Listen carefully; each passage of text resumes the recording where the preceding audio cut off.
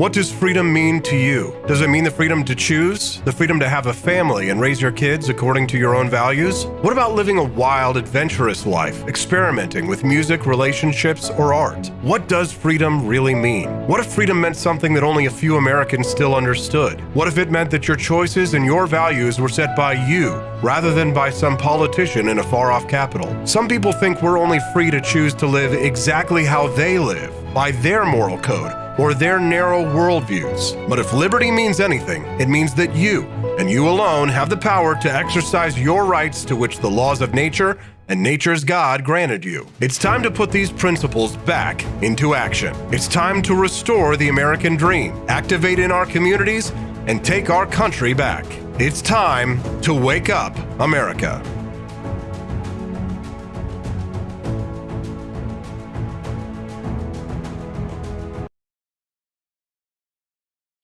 Good morning, Rise and Freedom. I'm Austin Peterson. You're watching and listening to the Wake Up America Show at wakeupAmericaShow.com. Toxic trains. A second toxic train has derailed in the state of Texas outside of Houston, carrying what they are calling household chemicals. In light of what happened in Ohio, I don't know that I'm necessarily believing anything that comes out of the authorities. Word is that a reporter was arrested while covering a speech by the governor explaining what had happened with this train derailment that occurred in Ohio back on February 3rd. We've got more details for you. We're going to be discussing that at the top of the show for a few minutes before we have to pivot to an unfortunate event that happened in Michigan yesterday. We will talk about that. You don't want to miss a single minute of the program today. There's so much breaking news and so much weird going on that now is the day that you want to keep your eyes peeled and your ears open to what's going on in the world. We're going to talk to Bex Bullitt. She's going to be joining us this morning at 8:30 a.m. to give us more details about these toxic train derailments and just what the actual environmental fallout might be. It's looking as if it might be one of the worst environmental disasters in American history. This isn't some oil spill in the Gulf. This isn't some pipeline out in the sea. We're talking about right on American soil in the lower 48. We're going to talk about that in just a few minutes. I'd love to hear your thoughts and your theories. You can text the show at 573-319-1586. We'll then pivot to the discussion about what happened in Michigan yesterday. I'll have to choose my wording carefully, but I'm fairly certain that just having a discussion about this today is going to get this YouTube stream demonetized. Hopefully it will not be pulled down. If you'd like to support independent journalism like this and be able to have these kinds of open discussions about these kinds of critical events that are shaping world history in real time, please make a super chat donation to the channel today to make up for what we will lose in advertising revenue by having these discussions. At 7:30 this morning, Camelia Peterson is going to join us. In light of the incident that occurred in Michigan, I think it's interesting to note, well, more Black Americans are buying firearms than ever before. It's been near historic levels of African Americans purchasing firearms here in the United States. We'll talk about that and what that means and why that could be, especially in light of what occurred yesterday in Michigan. At 8 a.m. this morning, our very special guest, the editor of the National Review, that's Bill Buckley's magazine, will be joining us today. Rich Lowry, who is the editor-in-chief of National Review, will be joining this morning at 8 a.m. He's written a column that got my attention, saying that he fears that the Republican Party is ready to lose again to Joe Biden in 2024. That would be a fourth loss, I believe, to Joe Biden, or third loss, excuse me, to Joe Biden in recent years. He'll explain his methodology why. He doesn't have very kind words to say about Marjorie Taylor Greene. I might push back on him a little bit that one and confront him with her record. We'll talk a little bit about that, as well as sort of like the politics of playing nice with Rich Lowry, the editor of the National Review. It's big brain time at 8 a.m. Here's the secret. The whole show is big brain time, but we really step it up like 150 to 170 IQ range every once in a while on this program. Yeah, Rich Lowry, good get. Thank you, Chris. Appreciate that. We love to see your chats over in the live stream. And if you have the time to type a comment, you have a time to click that like button. Make sure that you click the like button on the stream so that we can get out into other people's feeds, and send us a text, 573-319-1586. That's 573-319-1586. 1586. At 8:30 a.m. this morning, Beck's Bullet will give us a little bit more of an in-depth coverage of what's happening out in Ohio. But what the hell is going on? Another train has derailed in Houston. A Houston area crash between a truck and a Union Pacific train has killed the driver and derailed 20 plus rail cars. No, we're not talking about what happened in Ohio. This is another train. Now, the cargo on this train also included some hazardous materials, prompting Union Pacific to monitor air quality at the site of that crash, according to the local police department. Now, this is a crash between an 18 wheeler and a train. So, a massive truck crashing into this train. Hazmat crews were deployed to this one, and there was an estimated 100 gallons of diesel fuel that were released by the truck. They say that there are no major chemicals to be concerned about, unlike the Ohio derailment, where there was vinyl chloride. And I've got an article pulled up to talk a little bit about what vinyl chloride is exactly. And we'll discuss that in just a few minutes when we get to the Ohio derailment. But local authorities in the Houston area are saying that this train derailment carried only household chemicals. They say no major chemicals to be concerned about, just household chemicals on board for retail purposes. And they say it's not a large quantity. But unfortunately, because of all of the wackiness going on, my conspiracy theorist tinfoil hat is on this week with all of the strange things happening with the Pentagon, the shooting down of unidentified flying objects in the wake of the Chinese spy balloon last week. And then, of course, we had the news that the Biden administration was involved in blowing up a pipeline to Russia. A lot of strange things happening right now. It's starting to feel a little bit like wag the dog. What are your thoughts about that? Send us a text 573-319-1586. I'd love to hear from you all on the your thoughts on what's happening out in uh, Dallas and in Ohio. The train derailment in Ohio. What do we know about this? The EPA says that it's investigating soil contamination as well as surface water contamination near this crash site. Norfolk Southern has installed a dam and water bypass system in the stream to prevent contamination of downstream waters. They didn't say when it was installed, so it may be too late for us to know exactly what the impact of this might be. We're probably going to have to find out, unfortunately, in real time. Now, in a letter sent to the company on February 10th, the EPA said substances released during the incident were observed and detected in samples from Sulphur Run, Leslie Run, Bull Creek, Beaver Creek, Little Beaver Creek, North and the Ohio River, and were also observed entering storm drains. 4 class action lawsuits have been filed against Norfolk Southern for the crash, alleging negligence. Now, it estimates that the crash as of February 8th has resulted in the deaths of thousands of fish across the approximately 7.5 miles of streams south of town. Though they are working with the Ohio EPA and a company hired by Norfolk Southern to determine how many fish have been killed, we do not know the extent of the entire environmental impact as it is.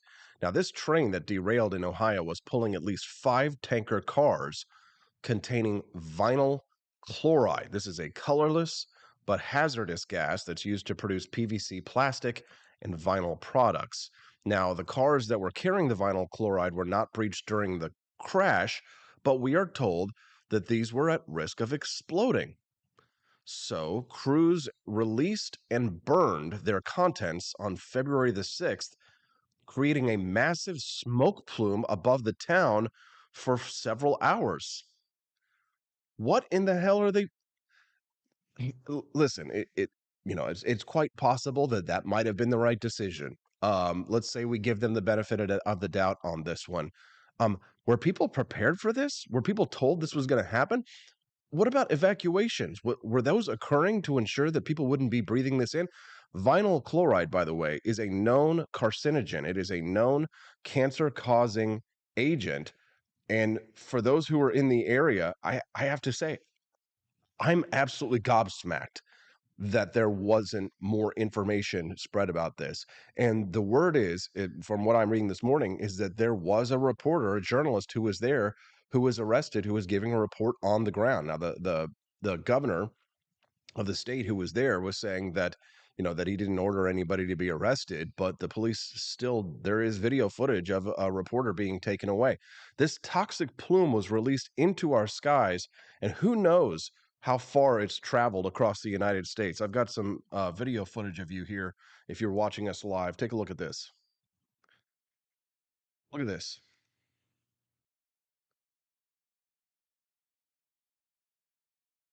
The worst environmental disaster, one of the worst, excuse me, one of the worst environmental disasters in American history. A major chemical fire.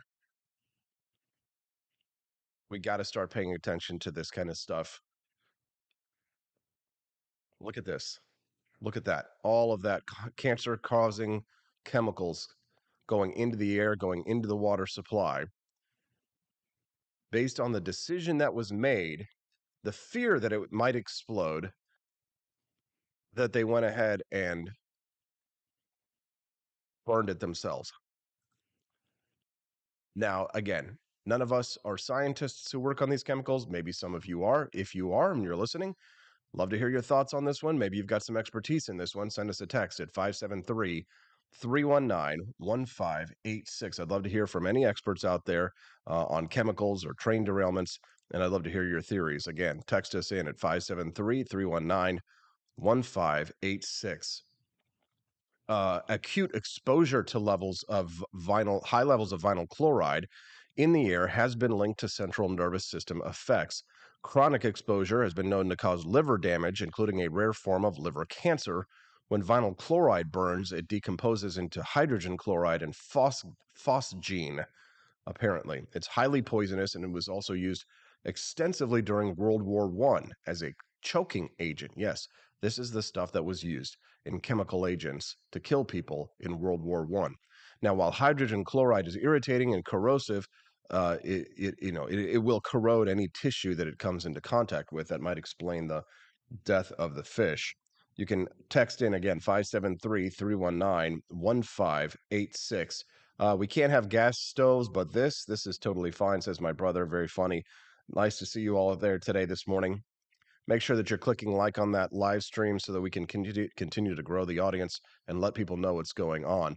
Now, they say that the reason for the derailment was a mechanical issue with an axle of one of the 150 cars that caused this derailment of at least 50 of the cars.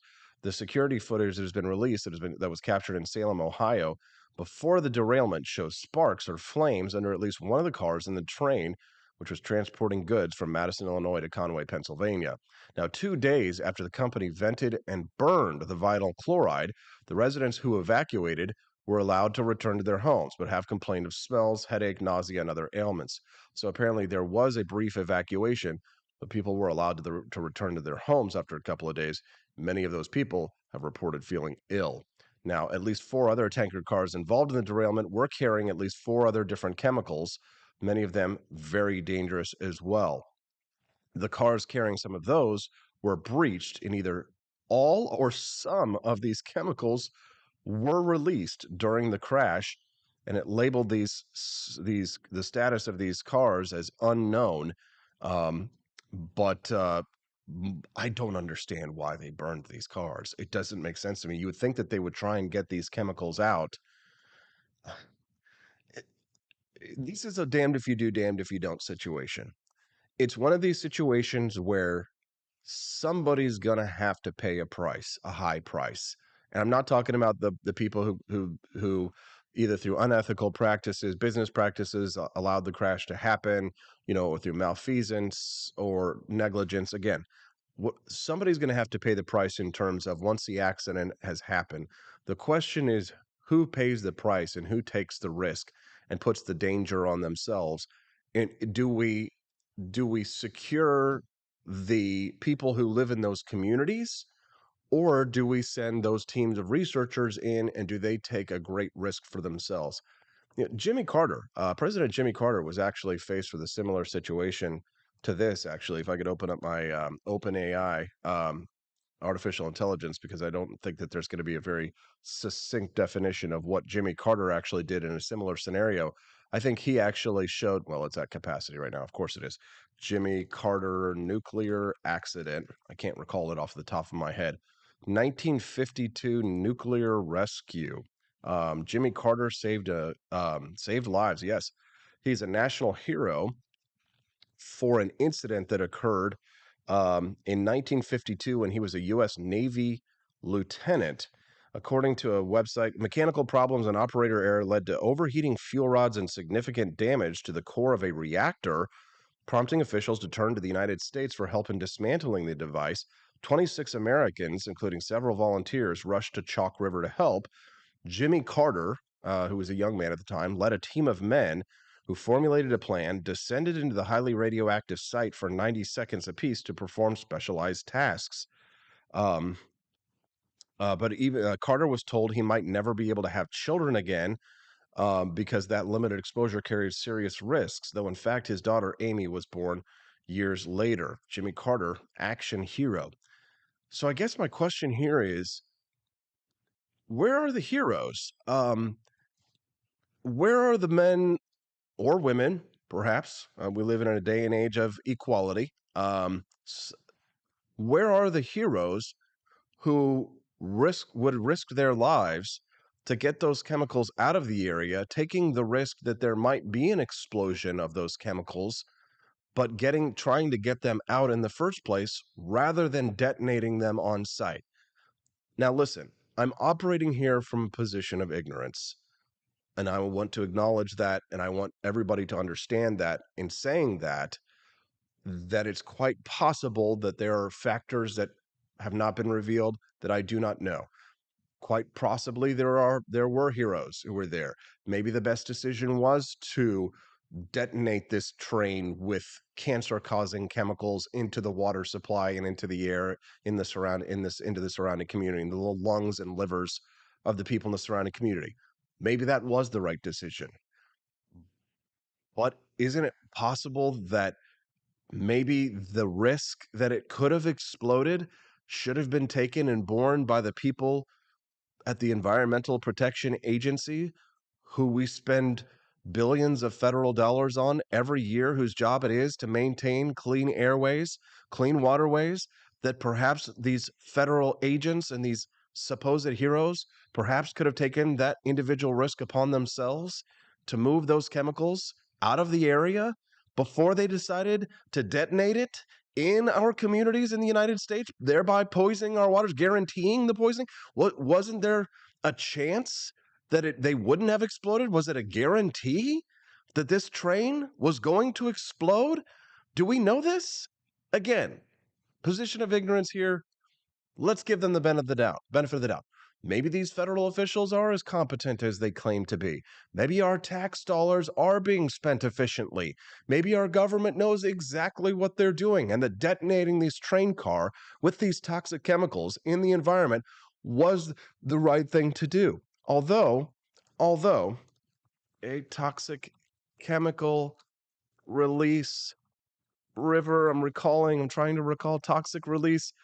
Oh, I'm going to go to a commercial break, and I'm going to find this story about the time that the EPA deliberately released toxic chemicals into, I believe, the Colorado River. I don't really understand what's going on here. We need to talk about this more. Maybe we should probably, if I can find that story, we'll talk about it when we get back. Otherwise, I need to talk to you about what happened in Michigan State yesterday. Camellia will be with us in about 10 minutes. Rich Lowry joins us at 8 o'clock. It's going to be a great show. You do not want to miss a single minute. I'll be right back on the Wake Up America Show at wakeupAmericaShow.com.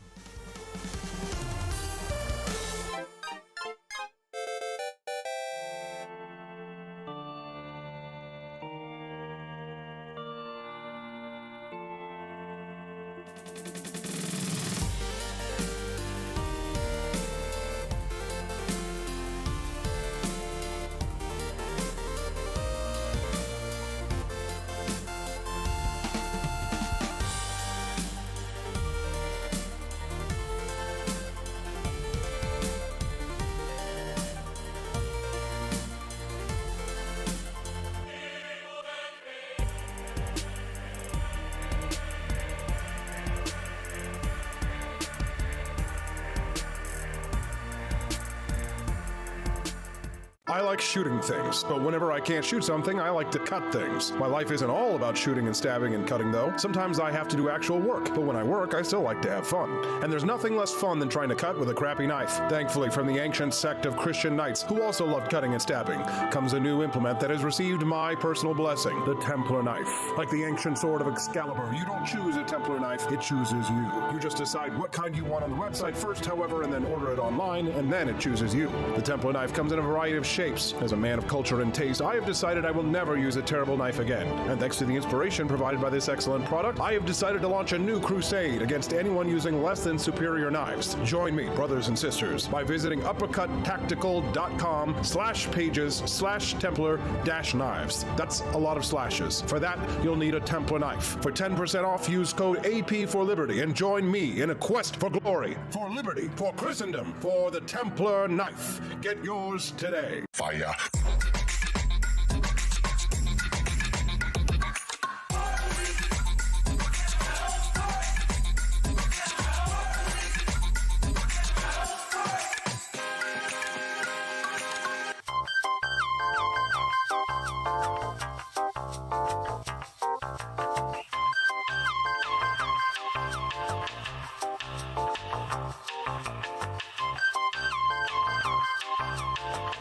Hello, this is Barack Obama, and let me tell you why Austin Peterson stinks, and you should never pay attention to anything that he has to say.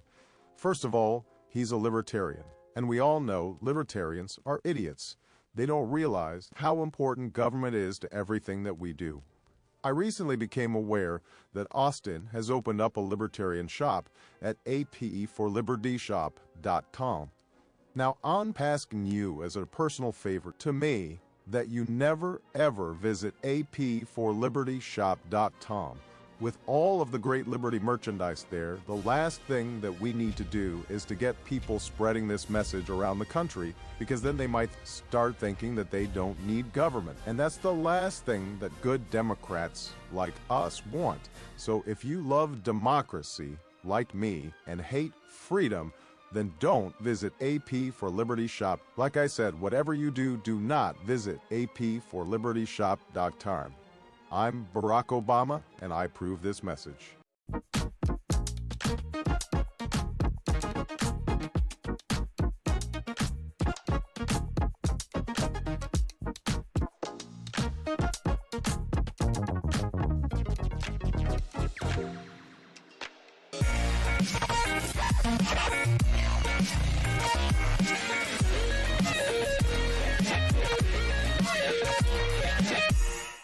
When I was in foster care, I never knew when I would have to move, so I always had my suitcase ready to go.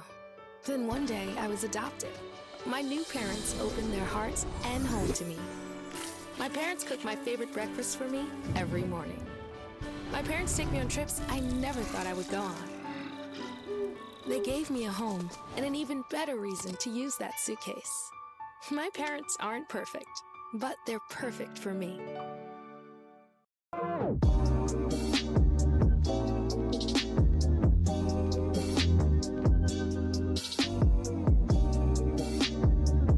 I would remind you that extremism in the defense of liberty is no vice. It is better to settle these matters in the courts than on the streets, and new laws are needed at every level. But law alone cannot make men see right.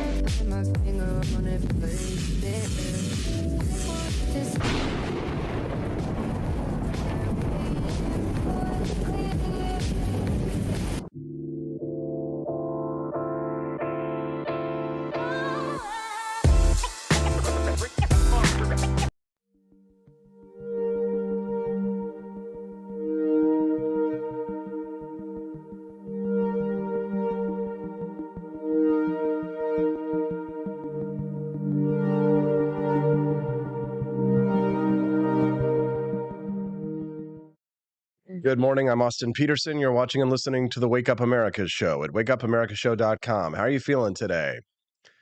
Glad to have you here. We appreciate you very much. If you're watching the stream over on YouTube today, make sure that you don't forget to click that like button. Make sure that you click the like button, give us a thumbs up.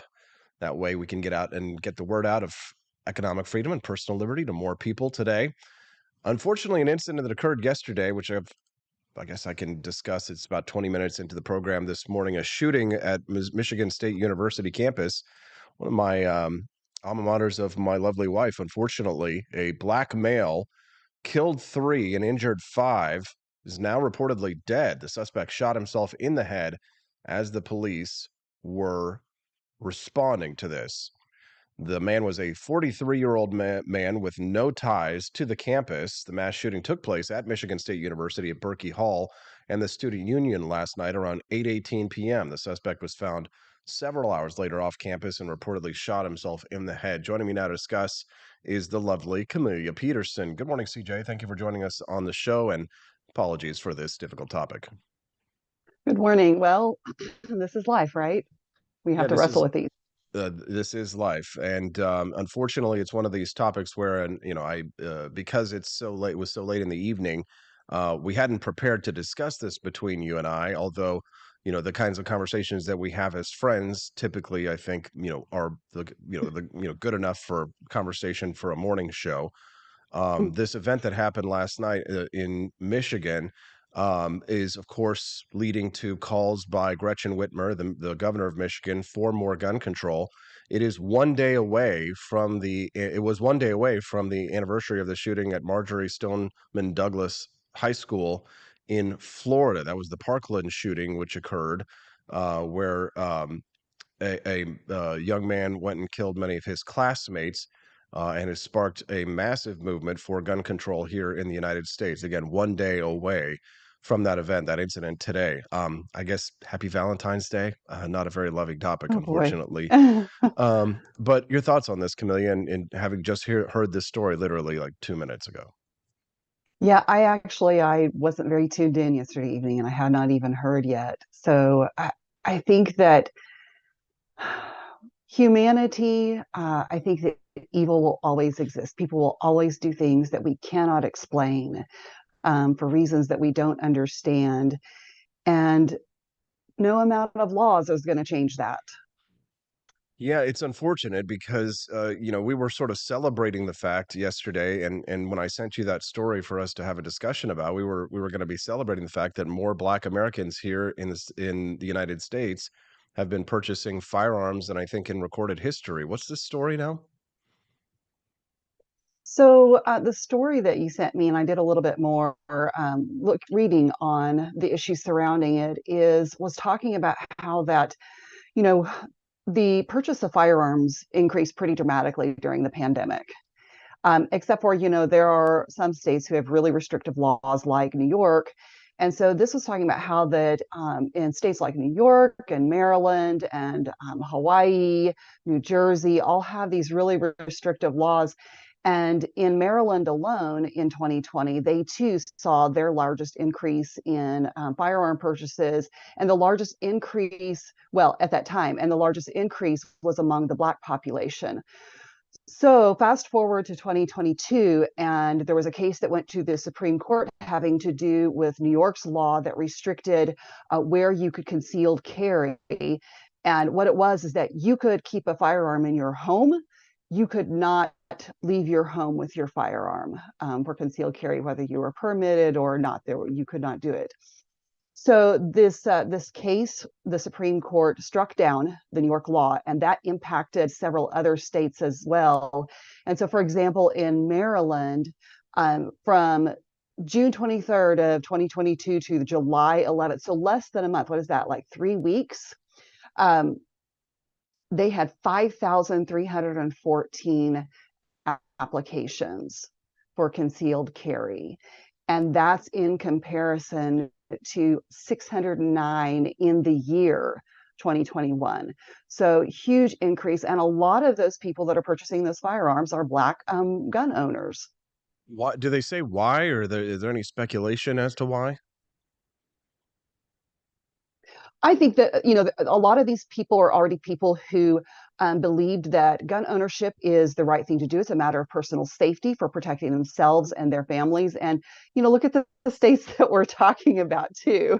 So when you're talking about New York and Maryland and California, people want to be able to protect themselves. And so I know that even in this ruling, states can still place some restrictions on that. I mean, they can still require you to get a certain amount of training. They can still restrict it in certain, public areas. So they are still able to have some control. But, I think especially as we see with this shooting that just happened in Michigan, there is this, and this is really unfortunate too, because there's this stigma to Black people owning guns. And so we've been starting to see that change. We've been seeing the increase in Black gun ownership. And, one of the things that the gentlemen in this video who were, out there taking their classes, getting their concealed carry permits, they were talking about that even though there's been this stigma that the gun culture in their communities was changing. And so often in the media, when you hear about these shootings, they're immediately jumping to the conclusion that the shooter is white. And so, usually when this happens, so many people, on the other side of the fence are like, oh, see, it wasn't a white person when it happens like this. And the thing is there's no good upside to this, because we want to destigmatize gun ownership for everybody. Yeah, it is a difficult position to be in, especially in light of what happened yesterday at Michigan State University. If you're just tuning into the Wake Up America show, I'm Austin Peterson. I'm speaking to my friend Camelia Peterson. We share a similar last name with one letter difference, which makes us friends and not related. You can text the show at 573-319-1586. Just a reminder that every time Camelia or I say shooter or shooting or discuss this topic, YouTube takes away $1 from our monetization. So if you'd like to help to fight censorship and suppression by big tech, and for us to be able to have conversations like these in the future, then it would be great if you could send us a super chat in support. Any donation amount would be grateful in order to counteract what will eventually occur, which will, of course, this video will not be able to be monetized on YouTube. However, you are still able to make super chat donations. Camelia, so the race of the shooter yesterday in Michigan State University is Black, which, the finger pointing goes on. But I guess the question is it, how do we sort of address this reality when it comes to the media and when it comes to politicians? Then when the shooter is white, it's the problem. The problem is white people. When the shooter is Black, the problem is the gun. Right. And before we talk about that, let me jump back real quick to an interesting point. We were talking about the Supreme Court case that really um, it's going to be interesting to see the difference in public reaction and perception when events happen like this, and what is now going to be able to be pursued from a legal point of view with regard to gun laws. Because what this Supreme Court case did was it basically established a new legal test for gun laws. And so gun laws now have to be based on the text, the history, and the tradition of the Second Amendment. So what did the amendment mean to the founders? Where did they think the right to bear arms originated? How did they apply it? And there are a lot of anti-gun, advocates out there who are up in arms. Sorry, no pun intended, but who are really upset because they're saying that this will basically open the floodgates for litigation to regain our Second Amendment rights. So I think that's super interesting. And it'll be interesting to see what happens, in the coming years, in spite of, the continued incidents that we have. And I don't, I know we've talked about this before, and sometimes it's hard to know if there are more incidents that occur if we're more aware of them. And I Very don't true. really know what the numbers are behind that. That's a really good question, a really good point. My friend Kim McCurry just sent me a text message over on Facebook because apparently I say the phone number to text the show in a little too fast. So for those who are listening in right now, the text line for the program is 573-319-1586. That 573 area code is for mid-Missouri, 573-319 1586. If you plan on being a regular listener for the program, I highly recommend that you put that into your phone number, save that as the Wake Up America show so that you can text in to us back and forth anytime that you like. I'm speaking to my friend Camelia Peterson right now. We're discussing the shooting incident at Michigan State University late last night.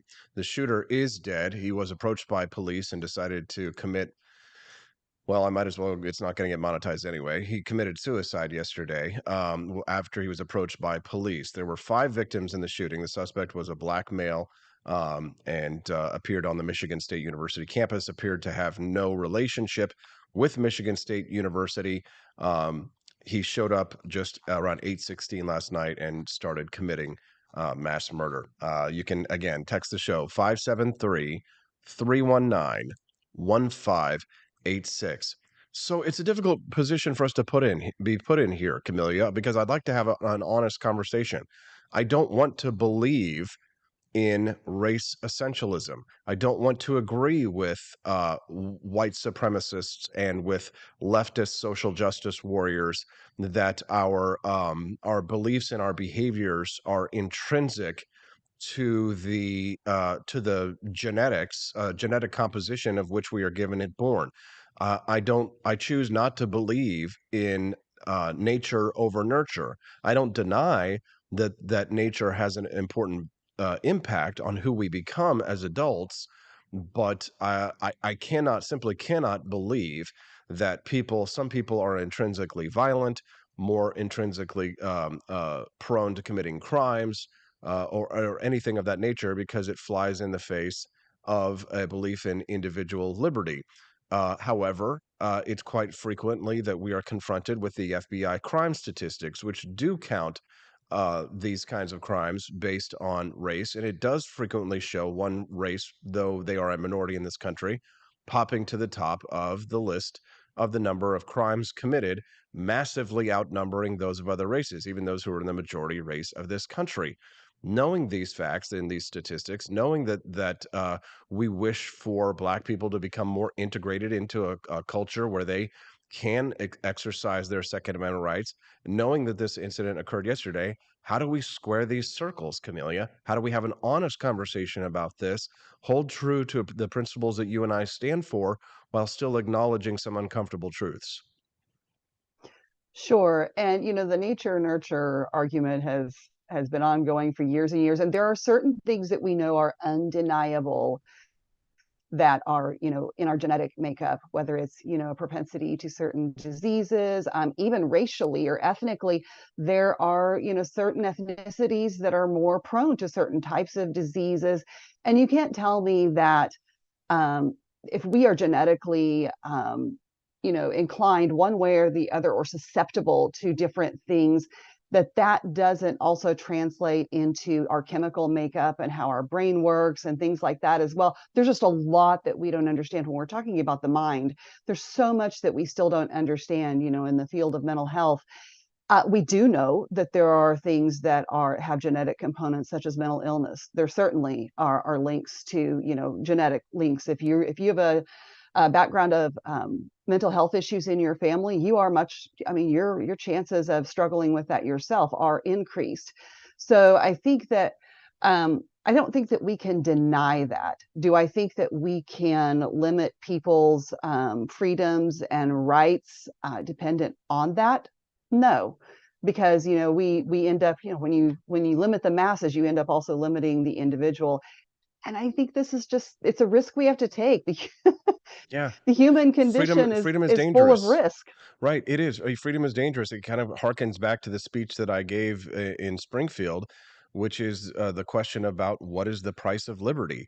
The first thing that we have to consider when looking at incidents like what happened in Michigan yesterday is empathy for the victims and for the lives of those who are affected, and to ask ourselves, how can we prevent something like this from happening again? How can we provide support to the communities of people who were impacted from this? I'm sure a lot of students are feeling very traumatized today, and we want to be sensitive and delicate with their feelings. However, it is also important for us to steel our resolve to defend ourselves against attacks against our rights, and to remember that there is no tragedy, no matter how great, that justifies taking away the rights of innocent people, which is what gun control proposals would do. Quest Fanning dropped a super chat. Thank you, Quest. We appreciate that. That's going to help us to beat the YouTube censorship, which is inevitable for discussing this topic. We will lose monetization from advertising on this video. Will not be allowed to be monetized because of this discussion. Quest says hashtag Black Guns Matter. More gun trade law abiding folks in urban communities would discourage the criminals. I tend to agree. Maria Buonanno, our friend who is a guest on the program, she also says, makes a good point and says that even if one race commits proportionally more of the crimes, doesn't mean nature has more of a role in that. Nurture is an important part of the conversation because cultures vary within America. She says, just take a look at the cultural differences within racial communities in America. I think that's a really good point there. If Yeah, so, then excellent. I think if there's any criticism to be made here, there is a cultural rot within the African American community of the United States. And perhaps that cultural rot has degraded to the point where, they, are outliers in the FBI crime statistics. And if that cultural rot is occurring and has occurred for quite some time, how do we achieve some form of integration? I mean, the Black community has almost created an entirely new language here in the United States. It, it, I'm torn between my love for individualism, my desire to allow people to have their own ethnic communities in the United States, which we want them to have. We have a Hasidic Jewish community in the United States. We have Irish communities. We have Black communities. How do we square all of these things? I mean, like a desire for but there has to be some kind of an assimilation here to where minority groups are not so disenfranchised that they lash out at other communities here in the United States, because that's what's happening. Sure, and I think a lot of this is changing the perception and how we frame the conversation. There is a young man. I don't know how young he is, but he's a younger man, and he's an entrepreneur. He grew up in North City, St. Louis, and I may have mentioned him before, but um, what he's doing is really fascinating. His brother was murdered a couple of years ago in St. Louis. And so he's grown up in this culture. And he has now, in addition to, starting his own, small business, he's also started a nonprofit called Black Men Read, where this is something he's doing in his local community to make a difference in that culture that he sees in his community. And they're reading and they're discussing, and they're not just anything, but big ideas and concepts, because he said the number one thing that's lacking in that community with Black men is critical thinking skills. And so, you learn how to do those things, and you learn how to care for your families and be responsible citizens. And he talks about how that, you don't know what you don't know. And when you've grown up in this and that's all you know, and he talks about the background, I can't remember the name of the book right now. It might have been The Miseducation of the American Negro, or something like that. But anyway, he talked about how that as, Black people are coming out of slavery and having to adjust that mindset. People are so resilient, but some of those things stay with you for a long time and affect how you view things.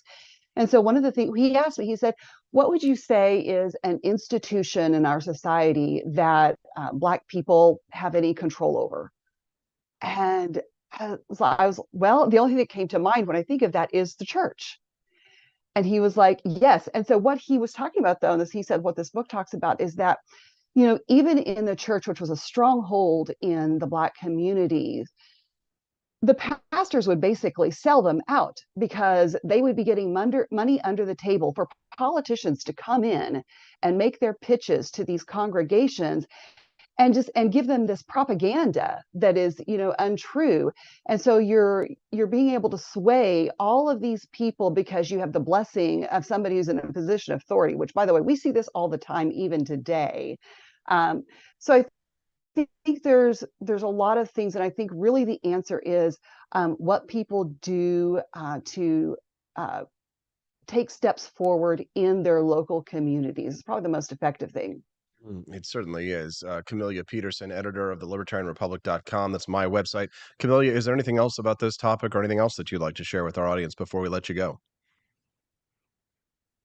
I think with everything like this, where all of these hot button issues, that it's really important, like you mentioned, that how we talk about it is sensitive to victims, but we have to get away from this, tribalism where, we go to one extreme or the other. And we need to be able to have balanced conversations about this and acknowledge the difficulties, while still being empathetic to the victims and the people that have been affected, while still, using our logic and reason to look at things clearly.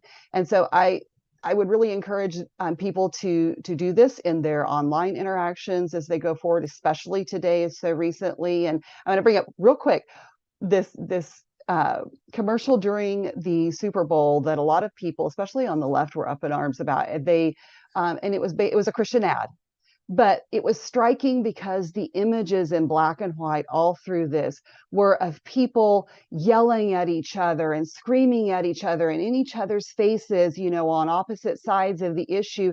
And the thing is we disagree on things, but also the vast majority of these people are not our enemies. And we need to bring back civil dialogue and debate, and and look at our friends or our neighbors and even the people that we perceive as enemies and opposed to us as fellow humans. See, Camellia, that's why we're such good friends, because we are both warriors with hearts of gold. Thank you very much for your time today. We appreciate you very much. Thank you. Thank you. What do you think of Camellia Peterson? Send us a text at 573-319-1586. That's 573-319-1586. Unbelievable amount of viewers over on the live stream today. Nice to see all 72 of you. If you're just tuning into the Wake Up America show, I'm Austin Peterson, the host of this program. It's a daily news talk show from Monday through Friday, 7 a.m. to 9 a.m. Central. We've got lots more great content to go with you. You do not want to miss. The editor of the National Review magazine will be joining us at 8 a.m. this morning. We're going to talk to him about those UFOs that got shot down over the northern part of our country. We'll talk to him about that threat, as well as why he believes that the Republican Party is preparing itself to lose to Joe Biden again in 2024. BX Bullet of BX Bullet TV, Bex, will join us at 8:30 a.m. to give us more details about that Ohio train derailment.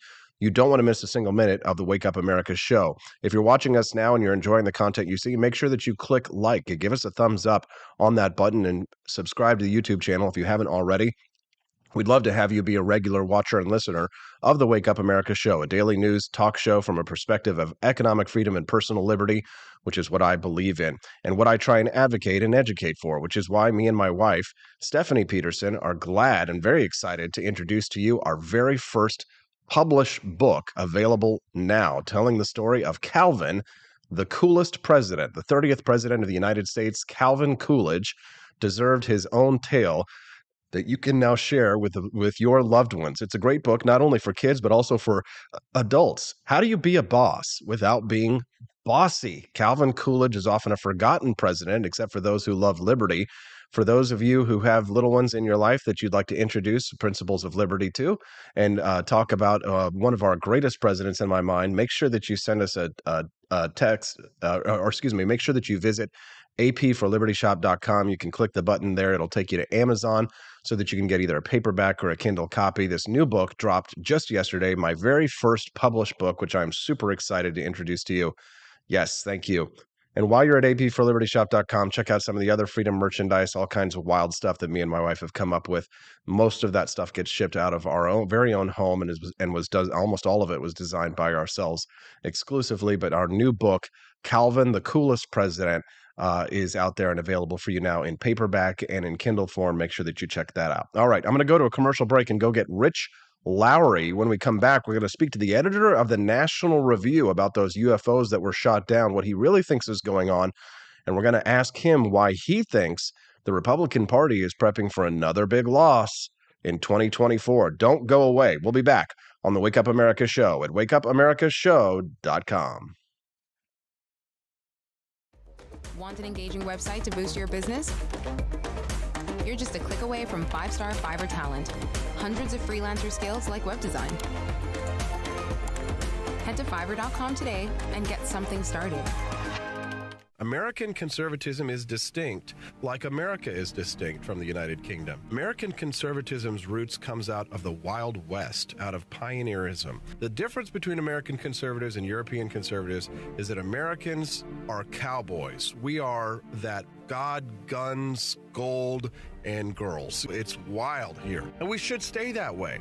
We shouldn't allow a European version of conservatism to come and infect us here. We like it wide open spaces here, deep in the heart of Texas and all that.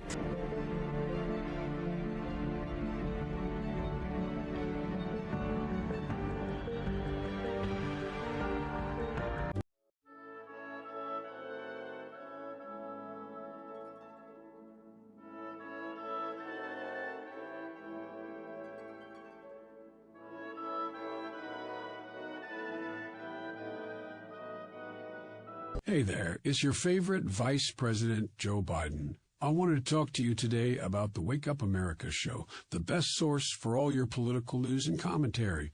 But before I get started, let me just make sure I have all my notes in order. Okay, where was I? All right, the Wake Up America show. It's a great way to stay informed and make your voice heard. Boy, what was I saying again? Oh, right. The Wake Up America show. It's important that we all stay engaged and knowledgeable about what's going on in our country and, the thing. But hold on, where was I going with all this? Oh, yeah. The Wake Up America show. It's a fantastic resource. And if you really want to make a difference, man, you can sign up to be a monthly donor at wakeupAmericaShow.com/support. Now, where was I? Oh, that's right, the Wake Up America show. So if you want to stay woke and support a great cause, head on over to wakeupAmericaShow.com/support and sign up to be a monthly donor today. And if you're feeling generous, you can even give a donation in my name. Thanks for listening, and keep on keeping on, America. Come on, man.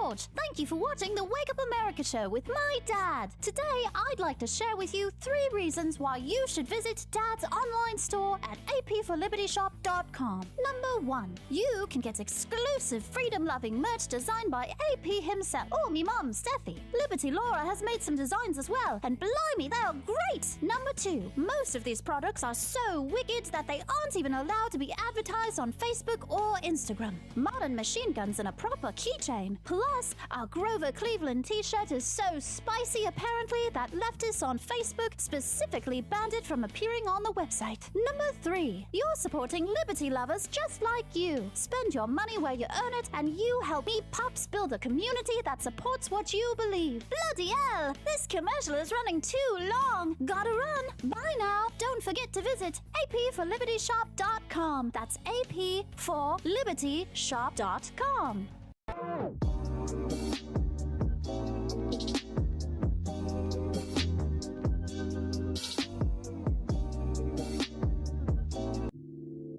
Good morning to the Cantina crew. This is Elon Musk, the CEO of Twitter. And I just want to say thank you for watching the Wake Up America show. I've decided that Austin Peterson will be the new CEO of Twitter.com, effective immediately. First thing to do, though, is I've got to go and blast off into space.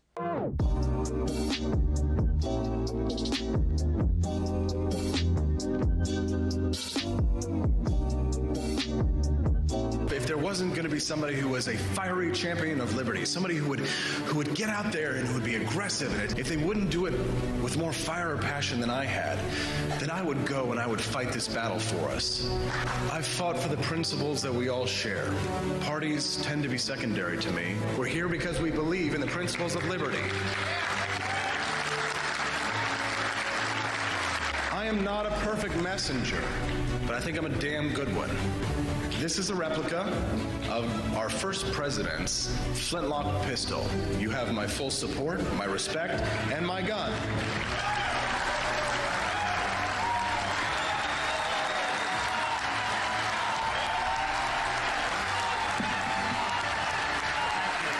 I think that the heart of my philosophy is much more libertarianism than well, that's the fashionable word these days, I guess. A conservative is no longer just that. He's a libertarian and always has been.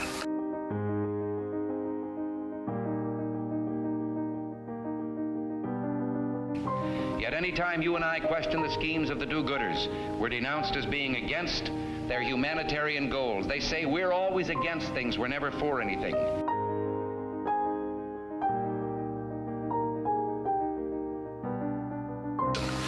What is fascism? Fascism is private ownership, private enterprise, but total government control and regulation.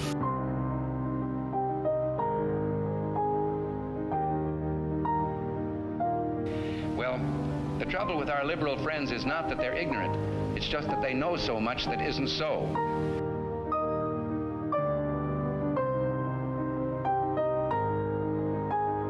If we lose freedom here, there's no place to escape to. This is the last stand on earth.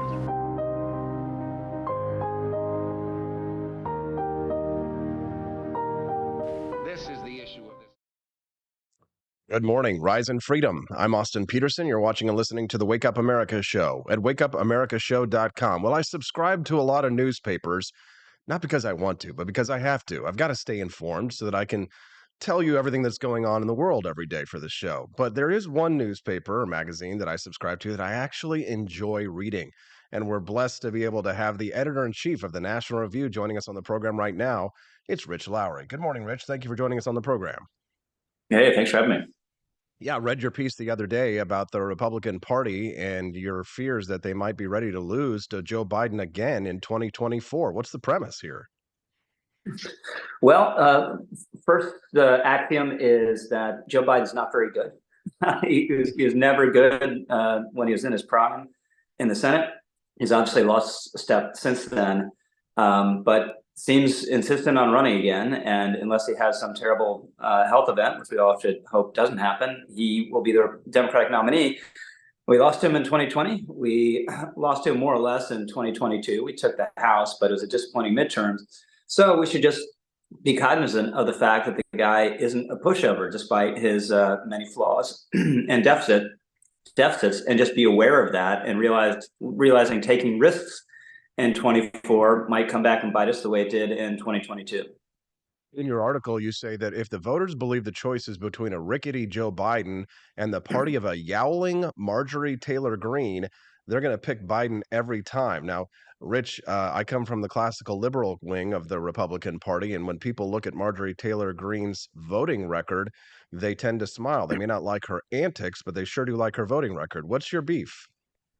Yeah, so the problem is the antics, and in my view, it's worth alienating people if it's for a good cause, right? If what Ron DeSantis is doing, fighting this AP African American history course that has a lot of woke stuff in it in Florida, if that turns people off, so be it. You know, it's a righteous cause. It's worth the price. But I just think antics, and I think that's a good word for it, turn people off for no good reason. They get attention for whoever who's engaged in the antics might gin up, fundraising base, attention base on social media, but it tends to alienate the middle. And this is one of the lessons I think in the midterms. So I think that's best avoided. You know, every party has people like that. They have since the beginning of time. So it's not going to go away entirely. But I think Republicans need to make it clear to the average voter, this is not who we are. We're a little more serious about this. And again, it doesn't mean you need to be faint-hearted. It doesn't mean you need to be compromising. It doesn't mean you need to have a weak voting record. But I think just paying attention to that basic building block of politics is important. Well, see that I guess that really is the question then, Rich, because being something of a rowdy libertarian myself, I find myself with a foot in both camps, where I really appreciate the sort of demeanor that we have or had in leaders like Ronald Reagan and have in people like Ron DeSantis. But I also understand that the MAGA Republicans rose to power in this populist wave because many people had become tired of the sort of conventional politics that had been played by Republicans for a long time. I mean, there's sort of a joke that runs around in circles, a quote from Michael Malice, who said that conservatism is progressivism driving the speed limit. I think a lot of people on the right had been very tired of seeing conservatives lay down and die and adopt progressive policies, but 20 years behind. And so this sort of rowdy antics that you see from Marjorie Taylor Greene are a way of riding the boat. I guess you disagree?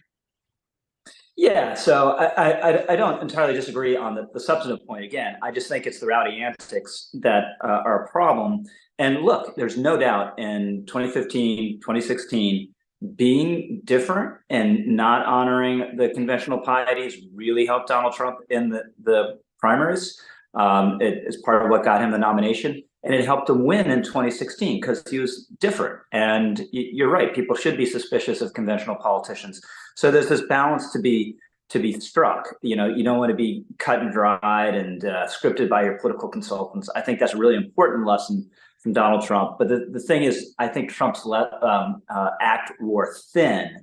And if he hadn't been so much that way in 2020, I think he would have won. And I think having candidates in 2022 who also were a little bit too much that way easily cost Republicans the Senate. So there's a balance there, and there's no accounting for taste. So you, as a rowdy libertarian, might have a different view than I do, but I think we could sit down over a beer and kind of work out a compromise.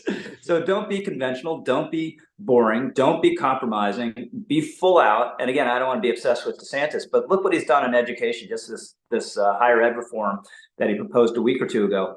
Why didn't someone else think of that? Why didn't any other Republican governor do that? And it's because he's filled with this sense of urgency. And that's where I really think it's important. Republicans need to feel that. They need to communicate it. But if you turn people off unnecessarily, you're going to hurt your cause ultimately. Like, losing elections is bad. It's bad for everyone. The rowdy antics at the State of the Union address turned my stomach, not because of the rowdy antics, but because of the reason for the rowdy antics.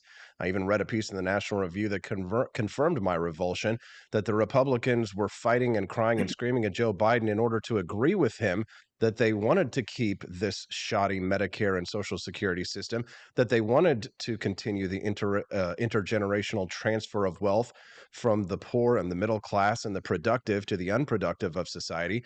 And that seems to me to be quite disgusting. Rich, what was your take on the display of the Republican Party? Not just the antics themselves, but the reason for their cries and screams. Yeah, so I don't mind a little rowdiness. I don't mind derisive laughter or some groaning, theatrical groaning.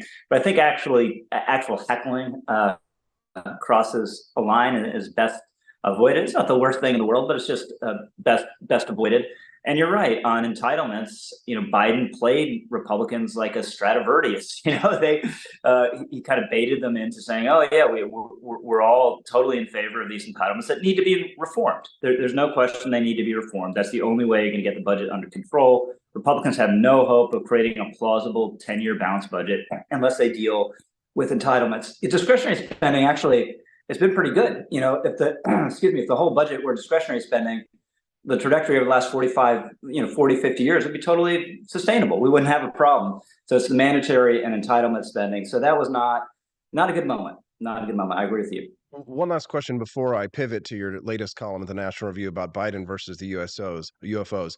If the cost of good votes like Marjorie Taylor Greene, that we have to give up some sense of I guess, what would you call it? I mean, just politeness and civility. Decorum. Yes, decorum. If we have to lose decorum, but we gain good votes, isn't that worth the cost? I mean, I would like to see civility, Rich. I would like everybody to dress up in their Sunday best every day and go back to wearing fedoras and having a nuclear family. But quite frankly, I think we needed Donald Trump in 2016.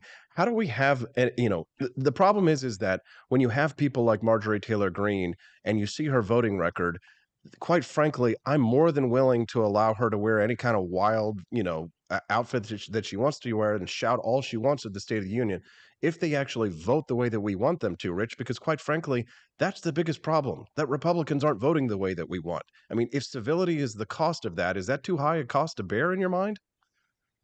Well, I just think it's a false choice because there are many Republicans who have as solid a record as Marjorie Taylor Greene has, and haven't engaged in sort of the conspiracy theorizing and these kind of antics. So, I don't want to make it all about her. At the end of the day, she's a backbench member of Congress. The Democrats have their own, right?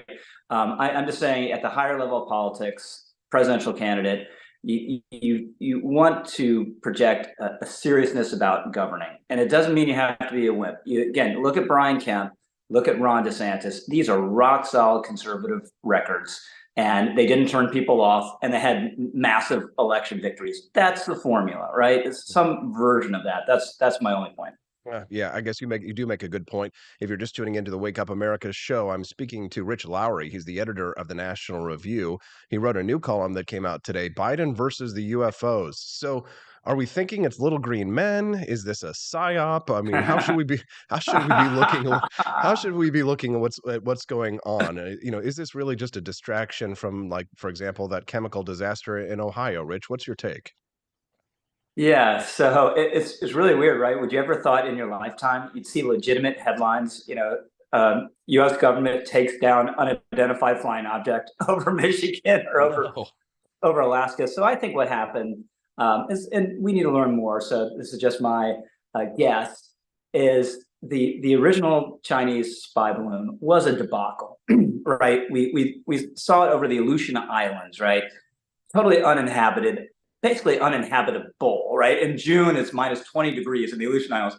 We could have taken it down then. We let it float all the way over Montana, over a sensitive site.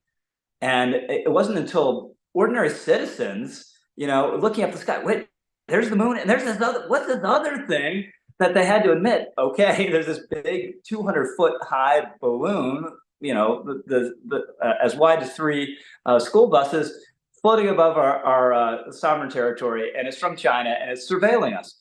And then they take it down then. God bless everyone in Montana, all your listeners and viewers in Montana. But the chances of anyone getting hit by debris, especially if you warn them, stay inside, when we took this thing down over Montana, would have been fine.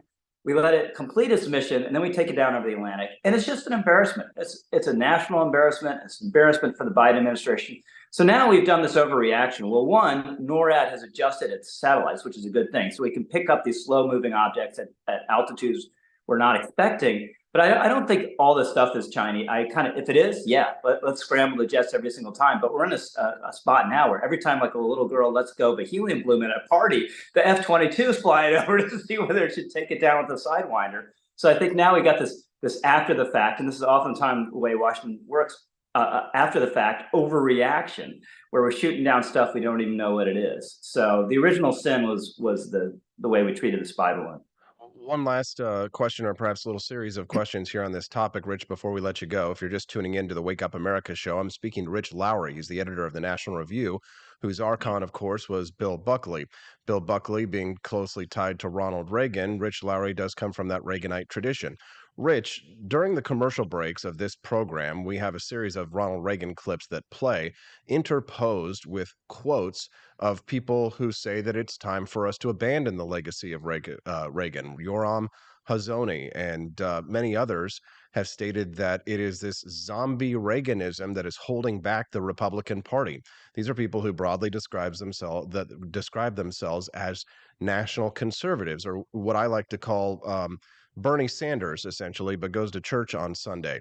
These are Republicans, conservatives, who are socially conservative and basically conservative on nothing else.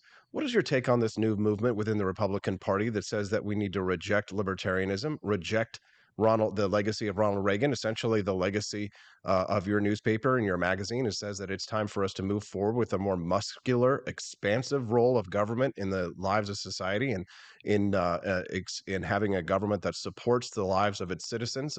Like I say, a more sort of Elizabeth Warren style republicanism. What are your thoughts on that?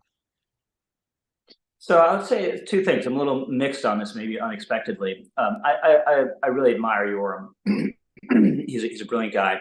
So Reagan is a great statesman. He's a great model, but it's not the 1980s anymore. And National Review has been saying this for years and years and years. And now that we're accused of being zombie Reaganites, we've been warning about this for a very long time. What you do is take the basic ideas and philosophy and apply them to new circumstances. And the circumstances of 2023 aren't the circumstances of 1983. So there are going to be different policies and different emphases. And Donald Trump reflected this in his way in 2016. Excuse me. That said, the market is a wonderful boon to this country, just an amazing boon. It's something that sets us apart from the rest of the world. It's something, if we beat China in the strategic competition, it's going to be one of the reasons why. It's not just a boon to individuals and to workers and to consumers. It's a boon to the nation, to our national cause. So I'm willing to consider various, have we been too dewy-eyed about China and our trade relationship with them? Yeah, let's look at that. I think the answer is yes. But if we totally overturn our market orientation, we will be really harming ourselves in massive ways. Rich, is there anything else that you'd like to share with our listeners or potential new subscribers before we let you go? No, I appreciate the conversation. I appreciate you having me on. And I would just say it's been a time of, and we've gotten into it just a little bit, of great intramural debate and fights on the right. It's very often been very divisive and nasty. So just my general take is, yeah, let's disagree on some stuff and figure it out and debate it, but do it civilly and do it with an assumption that all of us have the best intentions and want to get to a place where we change this country and reform it and save it. I'm with you there, Rich. However, if my liberty is threatened, it might be time to lock and load and get a little nasty. Rich, I appreciate you very much for your time today. You write a great magazine, Rich, and I certainly appreciate your work. You can also check out his books and many fine bookstores at Amazon.com. Thank you, Rich, and have a wonderful day. Thank you, you too. That's Rich Lowry. What did you think? Editor of the National Review. Great magazine. Definitely want to check that one out if you don't subscribe. I highly recommend it because it's a great way to stay informed. They also have a really good app you can download as well. You can text the show at 573-319-1586. We've got lots more great show to go. It's flying by.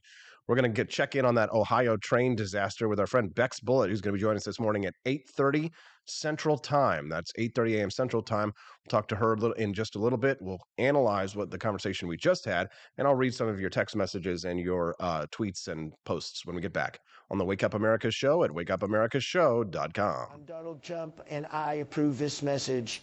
Believe me, Austin Peterson is the best. He's got the greatest Wake Up America show I've ever seen. Whenever I tune in the mornings and watch the live stream, let me tell you, he has got the absolute best content. I love his guests. It's just a total blast to watch, and I highly endorse and recommend the Wake Up America show. It's terrific, believe me. Hello, my name is Kelvin. Welcome to Frenchy Bush. This is my Didi's website. Now I've decided to speak to you with my real voice for the first time ever to tell you about how cool Frenchy Bush is. But I've decided that this is the perfect opportunity to share with you. Frenchy Bush is a good website. You should follow us on socials. If you like Frenchies or any kind of bulldogs, me and my new brother George are going to try to make your life more fun. Hello, I'm George. My neck isn't really thick yet, but it will be. We are so glad you're here. Please ignore my floating eyeball. It helps me spot predators who might be approaching from the sides. Didi made Frenchy bullshit to review things that he uses on me and my brother to tell you if it's good or bullshit. Take this collar, for example. Didi really likes it. Didi said it's really handy because us Frenchies got thick necks. Need something really tough. People think Frenchies are little, but if you look at us from below, you can see we are really pretty buff. Mmm, beefcake. Yes. Look at my creamy thighs and chest. Yes. You like that? Big brother, please focus. Frenchie Bush. Please follow us for more great content and read the Frenchie Bush blog for more fun and cool stuff.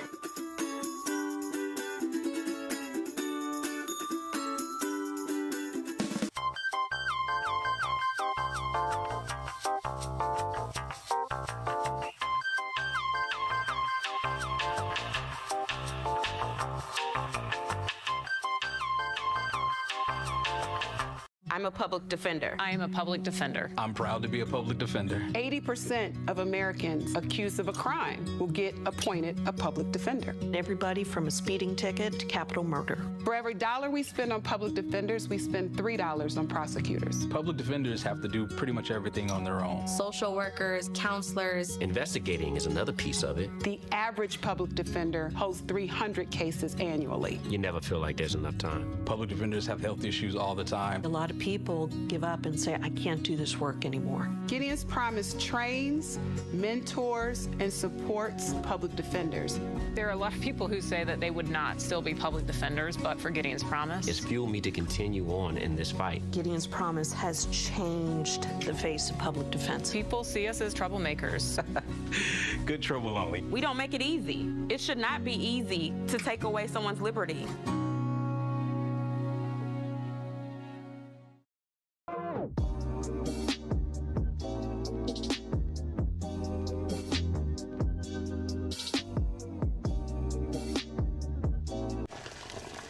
Ever hear the one about the frog? Put a frog in a pot of boiling water and it'll jump right out. Here's my resume again. But put a frog in a pot of cool water and slowly heat it up, and that frog will boil. It's a lie. But as a metaphor for us and all that we go through as veterans, Do you have any real-world experience? it's a story that rings true.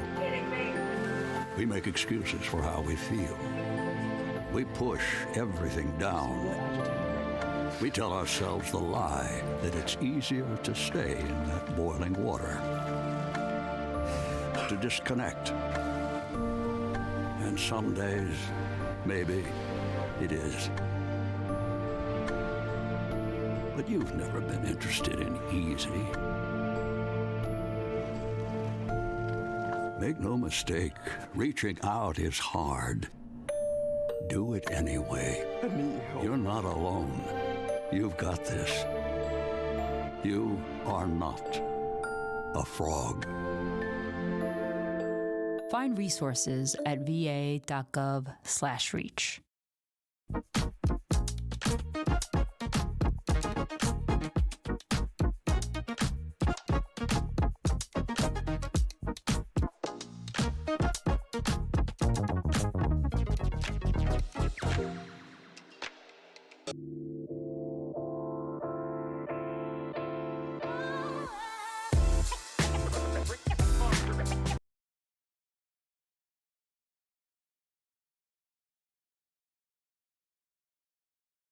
Good morning, Rise and Freedom. I'm Austin Peterson. You're watching and listening to the Wake Up America show at wakeupAmericaShow.com. How are you feeling today?